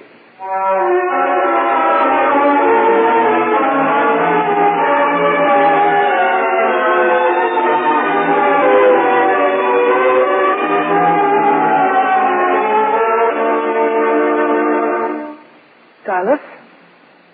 Silas, is that you at the door? Yes, Ma. Surely you're not going out now. So late. Or were you? Yes, Ma, I was going out. I have an errand to do. An errand? At this hour? Silas, what are you hiding there under your cloak? Well, what difference does it make? Well, for one thing, you've never had any secrets from me before. Silas, what is it? I couldn't hide it from you forever. Here. The chalice? Michael's heirloom? What are you going to do with it? The only thing I can do, sell it. Silas. Please, Mara, what'll we live on? Where'll we get food? Do you think I want to do this? Do you think I believe it's right to do it? But what choice have we? Silas, remember the day we heard the Master teach. He that is faithful in little is faithful in much. You heard that. You believed it. Yes, and I believe it now. Except that so much happened to me since then. I'm a broken, useless man now. There's nothing I can do to feed my family. Surely the teaching must take that into account. It must. I'm only doing what I have to do. If that's the way you feel, Silas, I cannot stop you. Then let me go. Let me get this over with.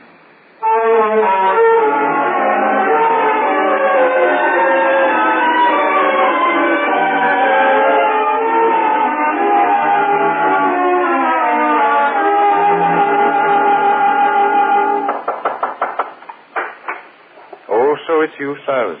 Come in. Come in. I've been waiting for you. So you'll finally come to your senses.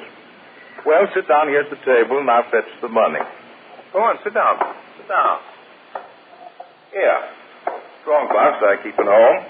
Never too much in it, but somehow always enough.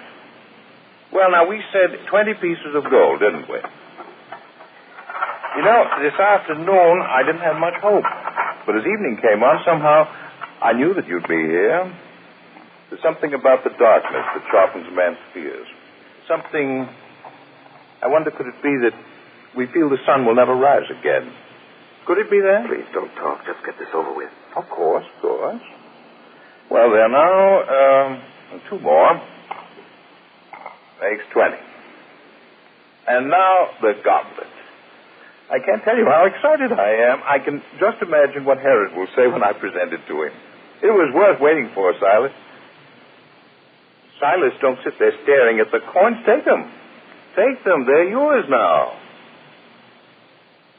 Silas, what is it? No.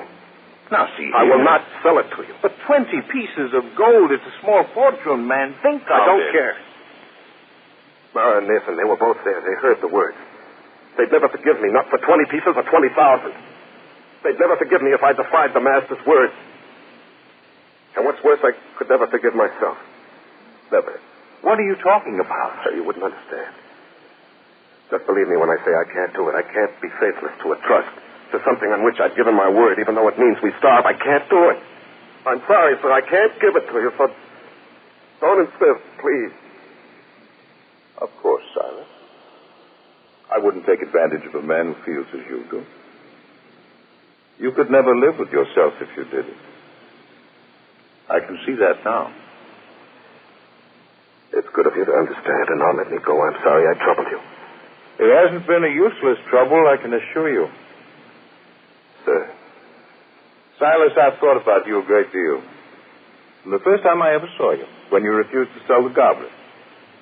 I thought then, the man has principles now, but time will change him.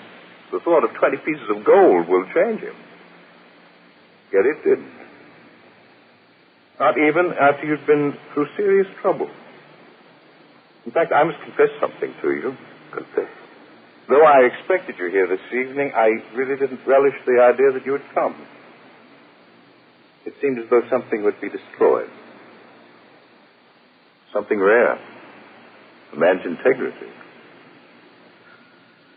I was sorry about that because I respect integrity. I disappointed a number of people tonight, I'm afraid. I'll tell you this, Silas. I think it took more courage and integrity to refuse the money after you saw it. It must be tempting there on the table. 20 pieces of gold. Enough to keep you and your family for some years. It took courage to turn away from it. It took strength and integrity one does not often find. And having found it, a man would be a fool to allow it to go unused and unrewarded. A man I could trust completely would be very valuable to me in my business, Silas. I'm afraid I'm not fit for much. If your hand is defective, surely your honesty is perfect. And the kind of work I have in mind for you does not require the use of your hands. You will assist me. You will be trusted with the details and secrets of my business, as only I know them. But this is such importance for me, sir. You cannot know what it means to find useful, important work to do against it. And you cannot know what it means to find a thoroughly honest and trustworthy man. But a man who could not be tempted under these circumstances will never yield to evil. And he is worthy of trust in important matters. Believe me. Why, that's what the Master said. He that is faithful in that which is least is faithful also in much. And he that is faithful in that which is least will be entrusted with much. For of all a man possesses, his integrity. is the most important.